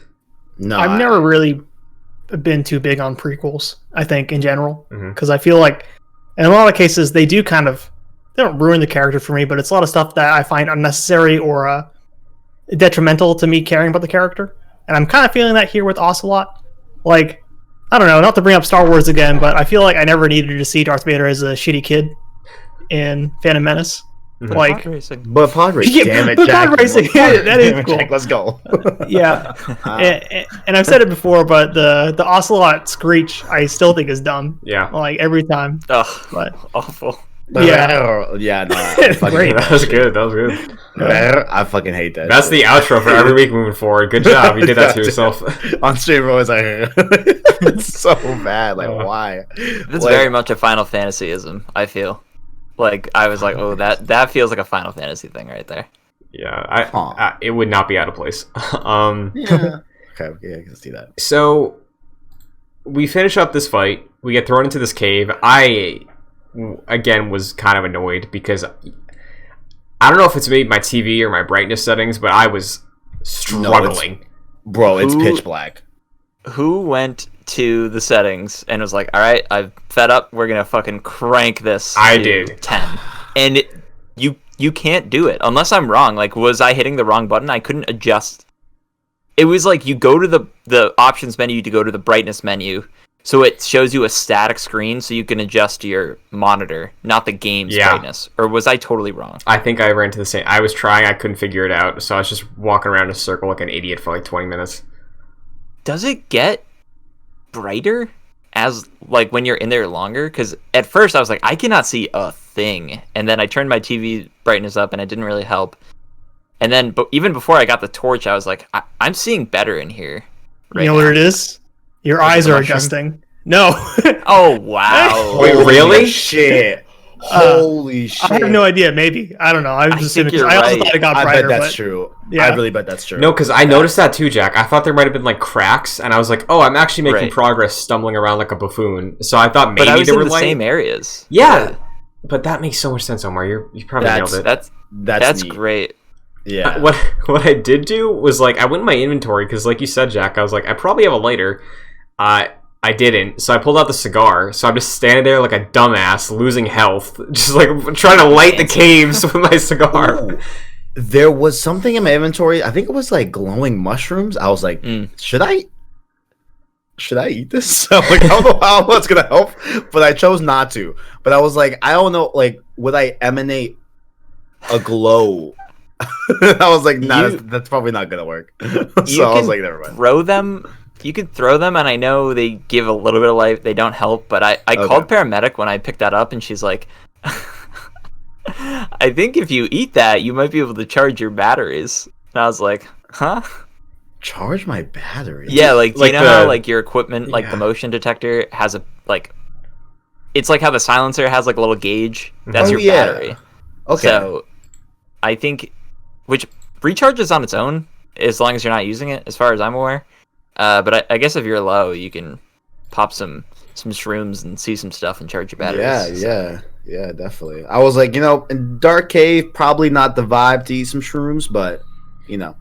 Also, I will say, as we talk about this like end part here, from the moment Snake drops into the cave, and from here on out, it feels like an Uncharted game.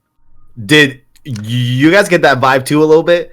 I don't know if it's like the like cliche, like, oh, like I'm in this place that I did not account for. I'm kind of like making my way through these caverns, whatever, and then like there's like a ending boss fight in this like very much like Lost Legacy type of environment. Like I felt very much like Uncharted in this end half of the game.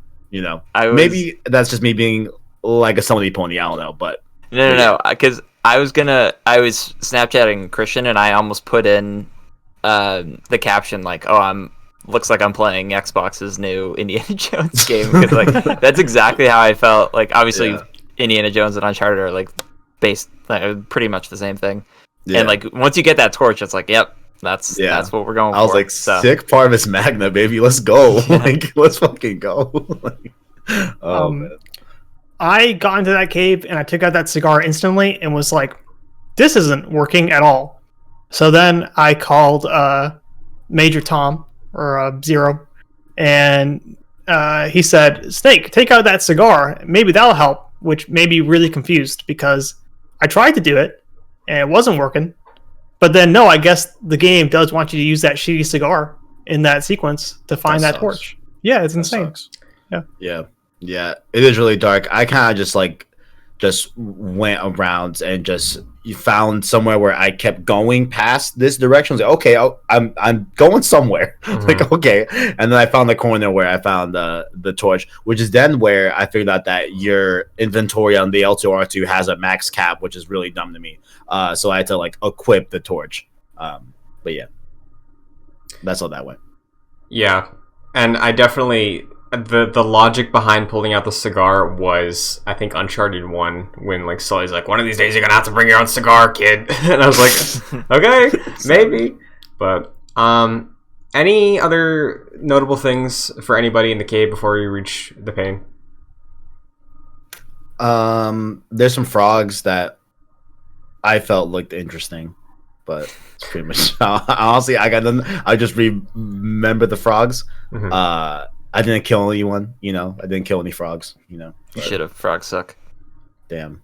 Also some snakes. I like how the snakes don't attack you, because it seems like they should. I got bit.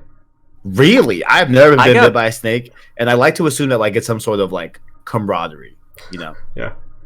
I got bit during the ocelot fight. I don't know if you guys, for the first time, I don't know if you guys ever have eaten a snake yet in this game, but purposefully, anytime you eat a snake, it shows Snake, your character Snake, in a cutscene eating that thing in like a white room. It's really bizarre. I suggest eating a snake at some point. I should do that. I know Paramedic called you a cannibal. I think in the first week or something because you ate a snake. I think, but no, I haven't noticed that. That's awesome. It's like maybe it's a specific snake because I've eaten snakes before and like nothing happened. But one time it was like him munching on a snake in a white room.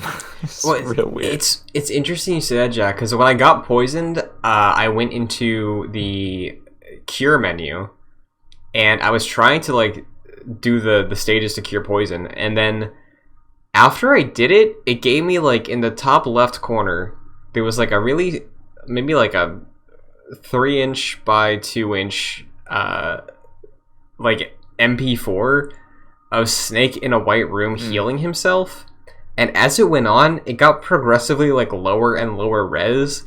I was like, is this just like a weird blue point thing, or is this like some bullshit commentary about something? Like I was tired of that. I was like, you know what, it's probably just a mess up. It's probably just like an MP4 that they couldn't up-res because it was baked in. But so yeah, that's weird because I feel like we just talked about how the game has a lot of real-time cutscenes, right? I know the game has like a theater mode, so you can watch all the cutscenes in the menu. So maybe it's something. Maybe they just ran out of space. I don't know. That sounds weird, honestly. Like it was like I was watching a YouTube video and I was like losing service. I was like, what the hell is this? Snake, we have Blu-rays now. Come on, I don't know. Like, so the pain fight.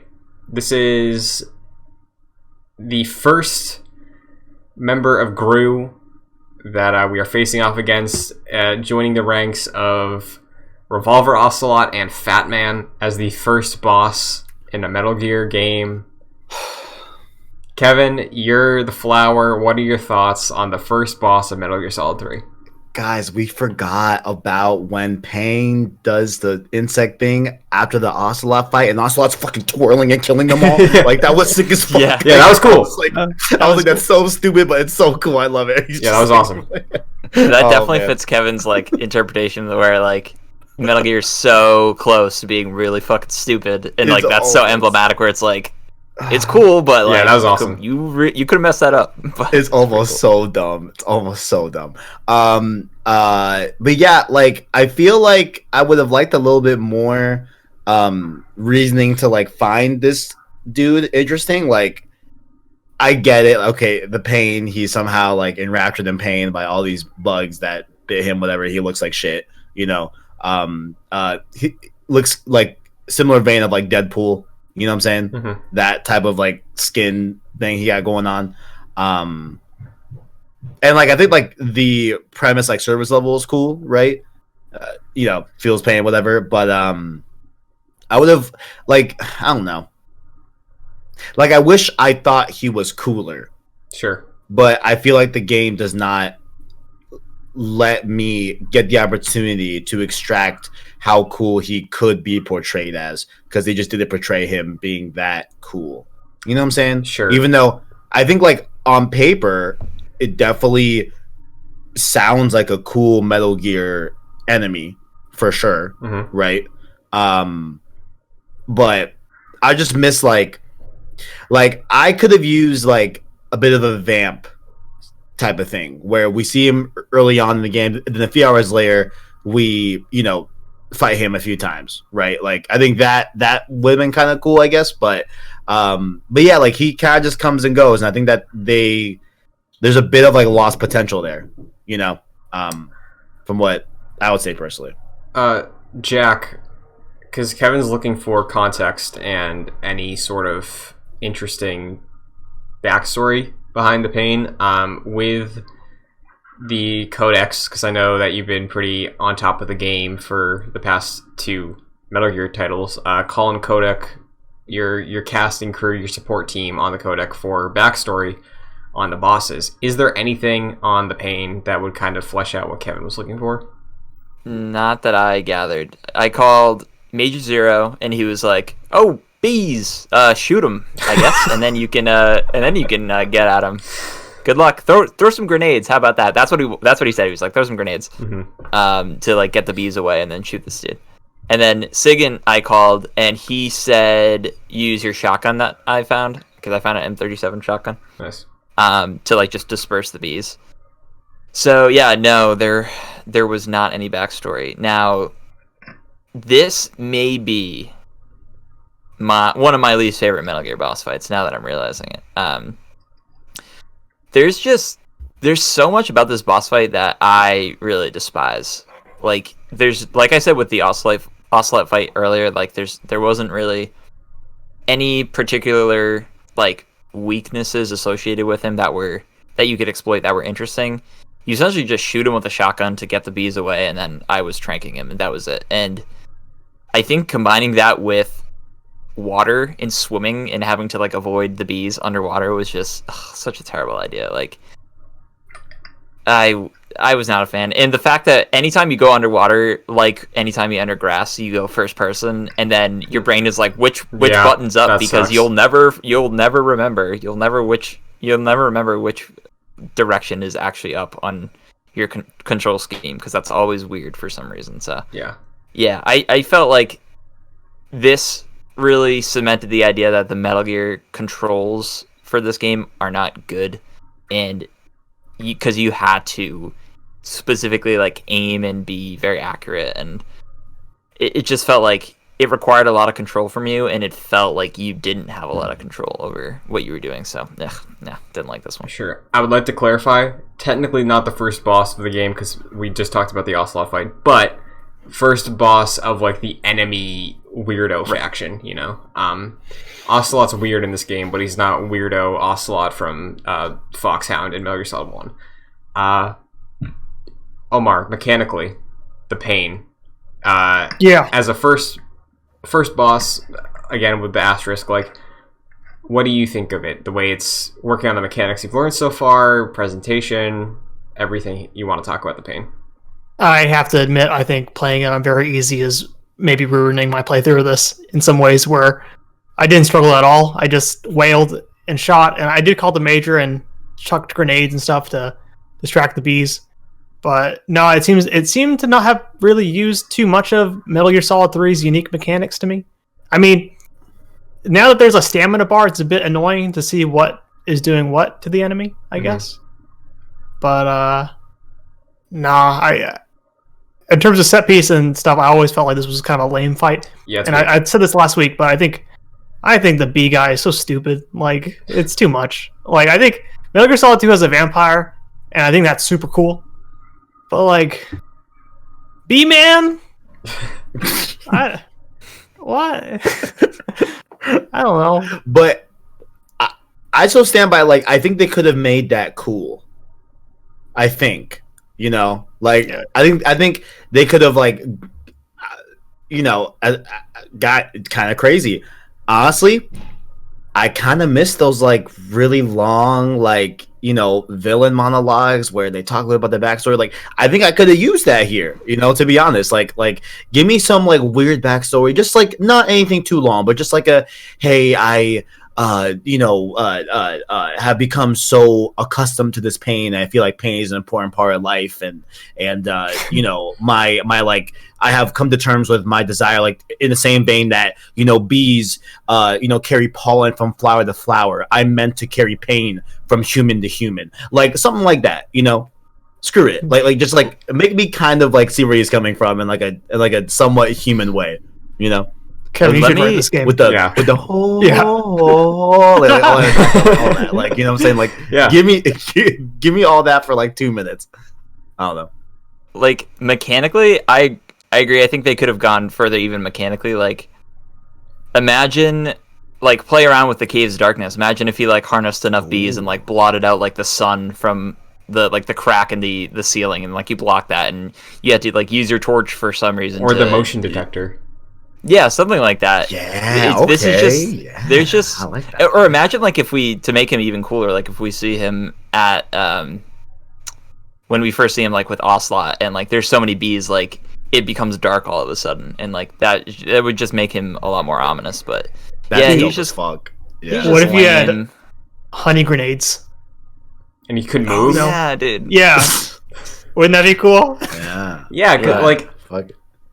I think the pain. I brought up, Fat Man and Ocelot for a reason, because I think it's another instance of doubling down on things that make Metal Gear, but not the things we like about it. Like, oh, look at this weird bad guy. It's like, okay, but it's like, the reason we like Fat Man is because he's like so devoted to this idea. The reason we like Ocelot is because he has this rich history and knows what to expect from Solid Snake because he worked with Big Boss, right? Like, there's all these things that I think make those characters really interesting as a first boss to like tee up where we're going. That it's like it kind of like what Kevin said about slightly being a step away from being stupid. It's like a step away from like getting it. It feels like it's weird. Do you think every Metal Gear Solid 1 villain like had their time in the sun even after their fight, right?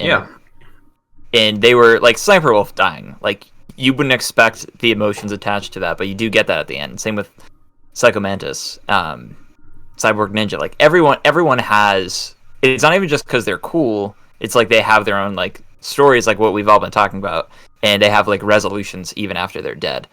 But the pain literally just fucking goes, and it's like, okay. And Jack, I like that you bring that up, because like all of those moments to flesh out these characters as a player, it makes you like Psycho Mantis. It makes you question of like, maybe he could have been a good guy, and like that's this game's message, and like we think about that in the way they present their villains in the previous 2 games. So I do think that's worth comparing. Do you think some of it is the fact that like Metal Gear Solid 2 explains, like, okay, Metal Gear Solid 1 does that thing where the villains have these backstories and they're tragic and you get to hear a lot about them. Yeah. And then with Metal Gear Solid 2, Kojima does that again, but then explains it in a way where it's part of the S3 plan and everyone was chosen specifically for that reason to have those backstories. And then Metal Gear Solid 3, I mean, I can't remember how it goes, but maybe it's very much not a simulation again, like 2 was in that sense. And like, maybe that's a way to differentiate it. I'm not defending it, because I definitely would much rather the old way, but like, maybe he writes himself into a corner with 2. I think you're right, Omar, because for us in this playthrough so far, I think something that makes Metal Gear is that history with the villains, right? And that's why I keep coming back to the idea that I feel like it just slightly, it's like you're kind of getting what we like about Metal Gear with this game, right? And I think that regardless of what the intent was, like you bring up, I honestly believe he probably is doing it to differentiate. I think you are kind of stuck in that comparison that way, right? Like, if you're gonna make a villain that has this weird quirk about them, and then you don't have the other aspects, like, it feels like they're just there and weird to be weird, And like, the justification here is like, oh, I guess the boss was impressed with them for some reason, so she recruited them for Gru. Like, that's what we got going, Yeah. I don't know. The only thing I remember. Sorry, you go ahead. I was gonna just say it feels like we're bagging on Metal Gear Solid 3 a lot this episode, but like, no, yeah, I think a lot of it's warranted, specifically 100%. Like looking back, Yeah. It's definitely a cool game in a lot of ways, but and I'm sure we'll be more positive on it later. But yeah, Metal Gear Solid 1 also, like week 2 was kind of negative as well. So like, there's nothing saying that this game can't like pull through, but I do think early on it's like kind of mid. Yeah, it's not a strong start. I think we might be critical because we know what Metal Gear can be, but like comparing Metal Gear Solid 3 to like any other PS2 game, this is still, I think, the cream of the crop in terms of what it's trying to do. It might not achieve it as well as it could have and what previous Metal Gear games had, but I mean, compare this to like, I love Sly Cooper, but like, this is on another level of like Sly Cooper, like Jak and Daxter, right? Like I think this is still a part of the franchise that proved that video games could be more than, simple platformers that are still fun, but like it's trying to say something. I don't think it says it obviously as well as the previous 2 games, but it's still managing to try to achieve that. Yeah. Like like at least early MGS3 where we're at, I am like finding myself like kind of missing the environments of like Metal Gear Solid 1, you know, and like missing like the like dialogue and stuff like that like I maybe like bagged on a little bit, I guess, early on in that playthrough, but like now I kind of like miss it in a way, you know. I don't know. Like I'm still here for it, you know. It's just this feels like Kojima did not make this game. Like it just does not feel like it. I don't like. While I don't know. Like, is that weird to say? Like, I just feel like this was made by like a different studio. You know, in a lot of ways, I think this might be the most Kojima. Sure. But yeah, and like maybe like, I'm just not seeing that yet. I don't know, but like, do you guys see that like here, like in these early hours that we played? Like, does this? No, I mean, I think in the first 2 hours it is maybe Kojima-y, but maybe it's because my brain is poisoned with later Kojima stuff. Okay. Where I think 1 and 2 are almost like they feel like they're made by a different guy. Sometimes. Really? I think so. Even though I like a lot of his later stuff, but okay. I think there's almost a difference. Like I think he made games differently after a certain point. I don't know. And going with that and what Jack mentioned about this game standing higher than a lot of other PS2 games, I'm wondering if, because I think that the story is kind of weak so far, and I think the game has really great moments that are still to come, and I'm curious to see how I feel about them in this playthrough. But like, I think story-wise, I wouldn't say it's outshining other games that go for things like this. I think where its ambition lies is in its mechanics, and we talked about that week 1 of like, hey, it kind of created the survival genre. So, and I think Metal Gear Solid 1 and 2 are very much going for like, hey, we want to tell stories, you know. And I think they kind of might have peaked, you know, with the way they tell stories with Metal Gear Solid 1 and 2. Just, again, we want to make movie comparisons. Batman Begins, The Dark Knight, The Dark Knight Rises. Like, I think there's something really strong about the first 2 so far. And the third one shifts to a different focus. Where it's not to say that it's not impressive, because I agree with you, Jack. I think the game certainly has ambition, but I think a lot of it lies in its mechanics more, because like we're barely talking about the story. We're talking about how we don't like the story compared to the last 2, and then we're talking about how the survival stuff is interesting. That's, if we wring out all the conversation, I feel like that's the percentages so far. And I wonder if, like Omar mentioned, the difficulty is doing a disservice to the mechanics, because we talked about this a bit before the episode, and I wanted to bring it up here. So far, we've been judging, the people who are returning have been judging how we're chunking out the sessions for every week based on a guide that's broken up into 5 parts, trying to find a natural stopping point, seeing what's going to take a certain amount of time. We have 2 very easies. I'm on easy, Jack's on normal. And I don't find myself really engaging with a lot of the survival mechanics much at all. And I'm wondering if that's why I'm kind of not unimpressed, but like kind of having a whatever time playing the game, and then the additional issues I have with the narrative and characters is just putting me in a bad space playing it. So like, Jack, I think all of us took about an hour and change to get through here, so I'd like to hear about how long it took you and how you feel about engaging with the mechanics of the game. So I think cumulatively I'm around like 3.5 or 4 hours. I think the virtuous mission took me around 2. I took my time a lot with these types of games too, so I think I play naturally slower maybe.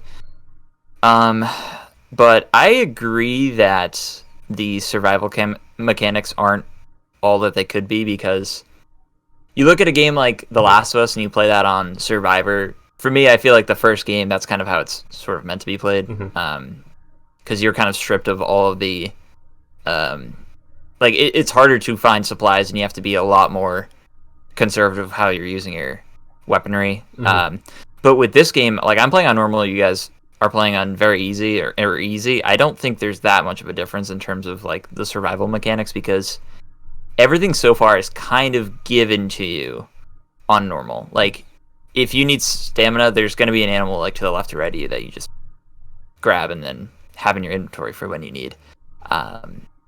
And yeah, like I feel like they're good mechanics, but I don't feel like it adds to the experience all that much, because it's most of the things are sort of given to you, or they're sort of easy to combat. So yeah, I wish it was a little bit harder in that regard, where you would have to sort of go out of your way to find food or anything like that. But most of the things are fairly in your path, and you don't have to go too far out of your way to satisfy that.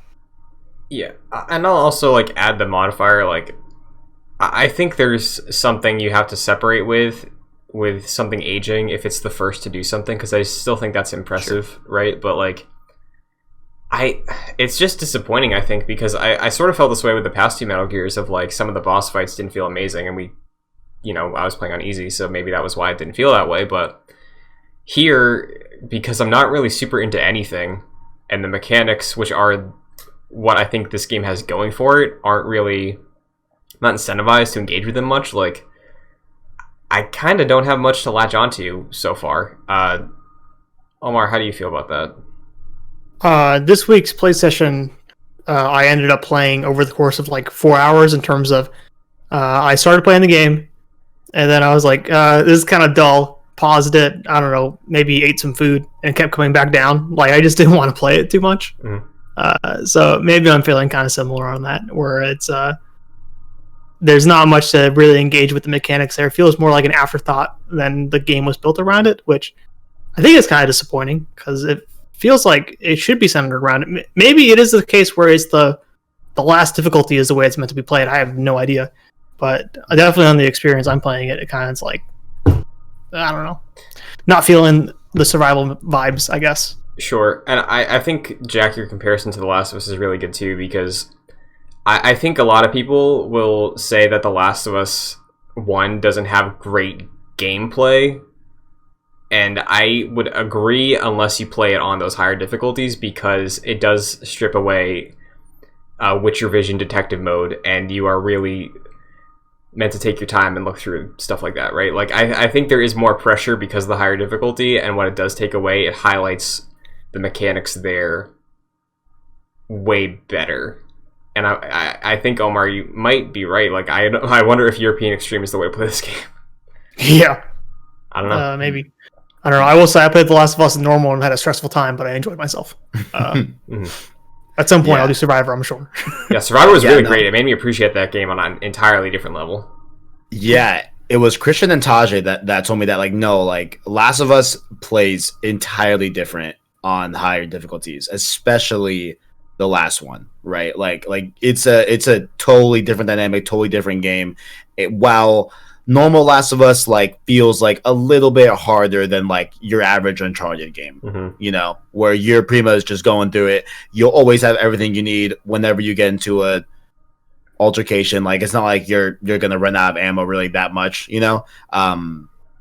But yeah, like, I've heard different from the higher difficulty. So maybe this game has that too, because I definitely find myself, honestly, guys, forgetting about the survival mechanics. Like, I forget they're even there. I forget that the only thing that I really like to interface with a lot is the amount that I'm hidden via my like face mask and like body camo. Like, that's been super fun to like mess with. Like, and it's a neat thing. Like, oh, okay, cool. Like, I'm in a different environment. Let me see if I can tune my physical look to give me the best shot at making through this. Like, that I think has been the only one that's been different from past Metal Gears that I actually like a lot, that I think works. Easy to comprehend and really fun to like mix and match and see like which environments work with whatever. But other than that, like, the whole notion of like killing animals and stuff like that and like eating them, and those have different benefits and I guess drawbacks or whatever, I just haven't really even messed with that. like I was also hoping that I would do another like medical game play doctor type thing when the horse breaks your, not even breaks, but like I guess strains or heavily injures your hand, right? I thought we would do something like that again. I don't think it's required. It like wasn't. I don't know if like it didn't prompt for me there either. So yeah, like I don't know. Like it just seems like there's like a lot of fluff that I bet is more prominent in harder difficulties that I maybe just giving the game a disservice, you know? Because like I don't know. Like it's not like how I put this, like Kojima, I assume, didn't intend for me to feel like I can completely avoid those survival mechanics. Yeah.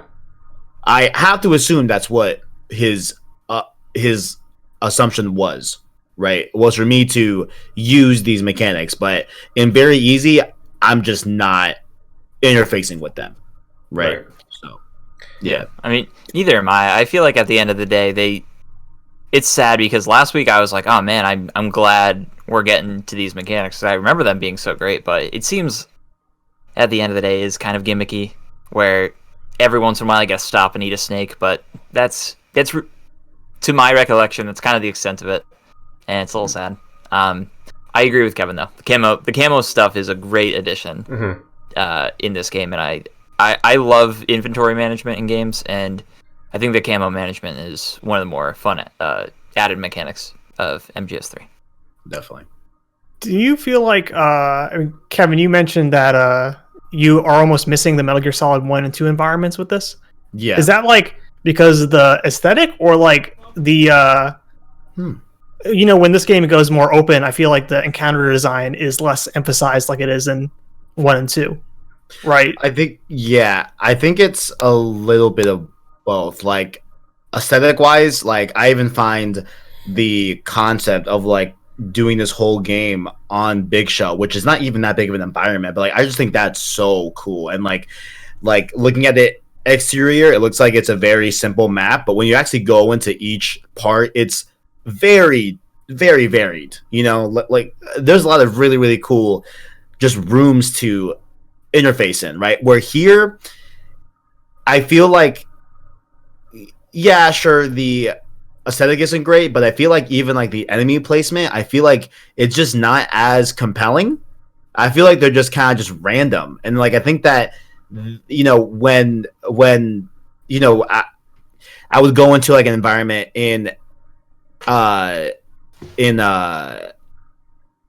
my god, MGS2, right? Like the enemy placement was in such a way that like, you know, you would have to think really about where you want to go, how they're going to see you, and different stuff like that. Where like in this game, it's like it just feels random. Like it just feels like they're just on patrol, and you're kind of just meant to easily mop them, you know? Yeah, I heavily agree because there's that point where we have the base before Ocelot where there's the plane, right? Yeah. I thought that was going to be... I did that portion like probably like 30 minutes before we started recording, and I was like, shit, this might be longer than I thought. I don't know if I'm going to be able to finish.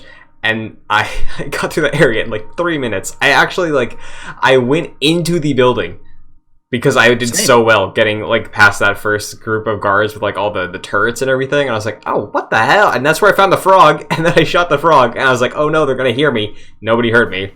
Because there was nobody else around except this one guy blocking a door, and then I maneuvered through the rest of the place, and I fought Ocelot after that. So was not. Yeah. I think you're probably right, Kevin. I miss those environments too.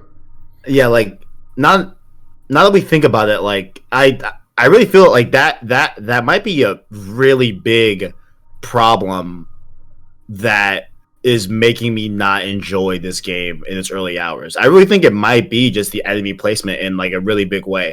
I'm not saying that's like all of it, because there's a lot of reasons why I'm not feeling MGS3 early on, but I think a big part of it from like a gameplay perspective might be those enemy placements, and that like they're just not that compelling. They're just not like really inciting me to think more methodically. Sure. You know, about what I'm doing in the game from section to section. So very much with you on that, because I feel like those rooms when they're tiny are just so good for thinking about stealth. Yeah, and especially when you run through them again over and over again, you start to know those enemy placements. It's like, oh, it's so satisfying. Yeah. Once you like learn them, like it's really satisfying. You know, like what I remember the most about MGS2 was the I think it's like a packaging room. Front F, maybe. You know what I'm talking about, E? right? Yeah. Like I just think about that room all the time, where it's like I was thinking about like lines of sight, making sure he was facing that way, so I can go over here, maybe get this angle on him. I'm getting none of that in MGS3. It's just like, okay, cool. I'm going prone because heaven forbid I can't fucking crouch walk, so I'm gonna go prone and then just shoot him on the floor and then just stand all the way up because we're just not gonna crouch walk. Yeah, we're gonna stand straight up, full tall, and just keep it going, completely visible. Like, yeah, I don't know. I mentioned this last week about the crouch walk being available in the 3DS version of the game, which that was like a remaster port or whatever 7 years after the fact. But I also wanted to mention, are you guys noticing shots where it's almost like this game was made for 3D? Like the bee man will shoot bees at the camera in one cutscene shot, and I think there's been in the very opening with Snake on the helicopter or plane, he tosses the cigar towards the camera, which I don't know. Was this game made for like 3D? Was that a plan for lots it? Lots of angles with the gun, like sort of like it's slightly tilted, so the silencer's like pointed more towards that. Yeah, I can see that. I can maybe see that. What was up with that? Like, interesting. Was the plan to include like the stereoscopic 3D goggles in the box? I don't know. Like, maybe. So I think that wraps everything we had for Metal Gear Solid 3 this week. Next week's chapter will be ending off with the boss fight with The End. The End is the next character we're fighting. Oh, his name is The End. Yes. So we're stopping after the gunfight with The End. Okay. So like I assume you complete the boss fight, there's probably like a 20-minute cutscene or something like that. Yeah, wherever you can save after the end fight. I don't know if it's a cutscene, but after you finish the fight with The End, as soon as you can save, that's where we're leaving off for the next chapter. Gotcha. I don't think Kevin has the ability to do the thing on PS Now. I just realized. We can talk about that next week. Oh shit. Okay. Maybe you can do the thing and relay what that's like. Oh, I'll do the thing for sure. Yes. Well, until then, as we do every week, we can go around, give final thoughts on this week of Metal Gear Solid 3, what we're looking forward to next week, and of course, plugging everything. Omar, I'm going to make this very hard for you because you know what to expect next week now that you know the thing and you're going to do the thing. So let's hear your final thoughts, expectations, and plugs. I'm excited to do the thing next week. Metal Gear Solid 3. It's interesting. My plugs. I have a Twitch channel, twitch.tv/ohmstechef. Exclusive for this podcast. I think I finally figured out a schedule. Ooh. I'm thinking Thursday, Sunday, and Monday at like 10 p.m. That's the current schedule. I like late nights. That's what I'm realizing. Yeah. Yes, Omar. There's a vibe about a late night stream that I'm glad you're seeing. It's a fun vibe. It's fun. Yeah, you get the vibes are right. I feel like the vibes are right. Sometimes they're wild, but sometimes they're right. Omar, some of my favorite streams that you've done were those like 2 a.m. Sonic Adventure streams. Yeah, me too. Those are awesome. Looking forward to that. But. Cool, thank you. That's it for my plug. Sorry. All right, Jack, let's hear what's up. I'm kind of hopeful that this game picks up because I did remember really enjoying this game. But yeah, the first two segments of this so far like hasn't really done it for me, and I honestly like left this gameplay session kind of feeling a little bit more negative toward it. But I like know where this is going, so I'm hoping by the end of it I enjoy it as a whole. But for my social stuff, you can follow me on Twitter @FascinatedJack. Christian and I have a Marvel's Avengers podcast Man, that game back in a big way. We're gonna be playing it every day for the rest of our lives. Hell yeah! Talking about Metal Gear Solid 3 doesn't age super well. Marvel's Avengers, best is yet to come, baby. Yeah, we're gonna have too much to play that like we won't even be able to finish it once we reach our graves. Like there's just gonna be too much. It's so good. Oh yeah, we're back, baby. Mm-hmm. So if you like that game for some reason, you can follow that. It's called Excelsior. We also talk about the MCU. We're gonna be talking about Falcon and the Winter Soldier. So you can find that at Excelsior on youtube.com/JoyClicks or on podcast services. Hell yeah. I'd like to Kevin to go last because I feel like he's probably gonna have nicer things to say. But yeah, I'm echoing the same sentiment. I've been kind of disappointed with Snake Eater so far, which sucks, but I really hope, because there's some really great moments in this game, I truly, desperately hope that they hit for me. I have a worry in my heart that they're not going to hit for me because of just how I've felt the past 2 weeks. But to the game's credit, I do think it's still a fun game, right? Like it's still, I like seeing Kojima's take on the Cold War because it does feel different than 1 and 2, which I think it does give it some strengths, right? Like it's shaping more of what the world of Metal Gear Solid is. So I appreciate that stuff for sure. And I think there's elements of it that are cool in just like a different way. Like it's cool the way that some dad movies are cool. I said that last week. I'm really feeling that right now. As far as next week goes, like I said, I'm kind of hopeful. I want to see more from like Eva and hopefully get more like good stuff for her and continuing Ocelot and all that. But as far as plugs go, Twitter, Twitch, and TikTok at Shun2D2. Jack and I also just finished Pokemon Emerald, so if you are interested in this sort of book club discussion, we just wrapped up 10 weeks of playing Pokemon Emerald. We are continuing with Diamond and Pearl later this year for those remakes, so we got 3 seasons of Jack's first Pokemon experience up right now. But yeah, Kevin, let's hear from you. What's up? There's gonna be a few things. Number one, Omar, listen, these two buffoons, okay, they got their cute Marvel podcast, right? Let's get a live service game and let's just put it on our backs, Omar. Let's just do one. I say, Impact, baby. I was not gonna say that. Let's hear it. Kevin's trying to play some Outriders. Yeah, I was gonna say Outriders, motherfucker. Let's go. Let's go, baby. Let's go. Do it. Let's go. Call it. We'll think about it later. What was the other thing? I forgot. Okay, you should call it Riders on the Storm. Ooh, that's not bad. I kind of like that. I like that. Okay. From the Doors. Jack, I see you. Big Doors guy over here. That was some big brain stuff right there.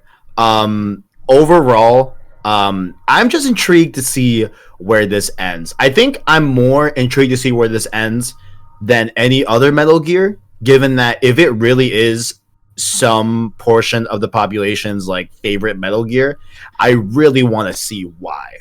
I think that's what it is. Like I think the ultimate like thesis I have for this episode so far and what we've played so far is just like I'm waiting for the why. Like, why does this game exist? Why? Like, what is the point of this game? You know, I'm really looking for that. So, yeah, I mean, overall, like, I wouldn't say I'm not enjoying MGS3. It's just like a burn that I didn't expect to take like this long to like intrigue me in like any sort of way, you know. And of course, like relaying reasoning to everything that we've talked about here of how, some R1 BS, how Snake just is as a character in this game, and assortment like of other things. But yeah, like I wouldn't say I hate it, but it is definitely not grabbing my intrigue that much for sure. YouTube.com says PlayStation Source. We started Resistance stream series, so that's an interesting game to go back to. I'll say that it's interesting for sure. We're doing that. Of course, Returnal's coming up. Just went gold, so we're gonna be doing a lot more coverage on that game moving forward. Saves a lot podcast as well, chugging along strong. You know, I think we're gonna talk about the Vita this week because honestly, it should be talked about every week. But you know, I think this week for sure. And yeah, if you want to catch my Sheem series on Metal Gear Solid, Metal Gear Wednesday nights, you know, that's when it gets popping. And if you miss the stream, they're public on live public playlists on the channel, but the streams themselves are unlisted. So you can go to the live playlist and you can check them out there if you miss an episode. And Twitter at PSSourceVids. And yeah, I think that's about it. Wait, did I say like? Do you want to know like where I think we're going after this? Yeah, sure. Just throw a couple things out there. I mean, there's still Adam, right? Mm-hmm. And there's got to be a reason more than what Eva said as to why Adam didn't show up. You know, like I think she just says like offhandedly, like, oh, like, you know, he's doing something, whatever. But like I think Adam seems interesting, you know. So I bet there's something more to that.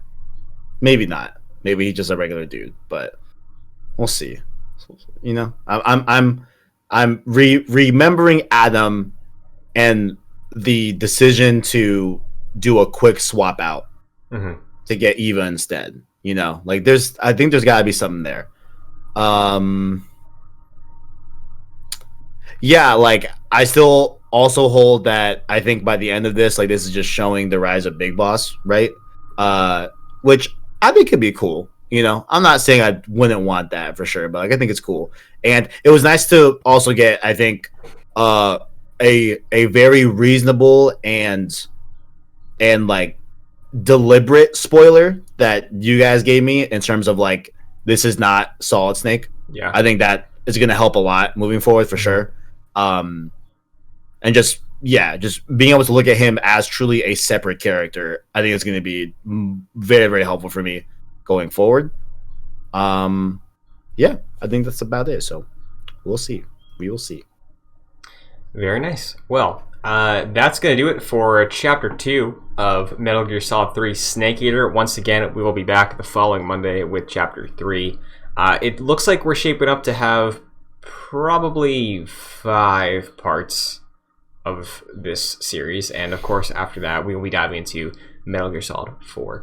But until then, you can check the show out here, youtube.com/joyclicks every week, or audio services like Apple Podcasts or Spotify, your service of choice. If you enjoy the show, enjoy the discussion, and you want to give us a 5-star review, you can, because it takes a quick tap, then you can move on in your day. Or if you really are pissed off that 4 jokers were clowning on Metal Gear Solid 3 for 2 hours and 20 minutes, let us know why it's the best game ever made, please.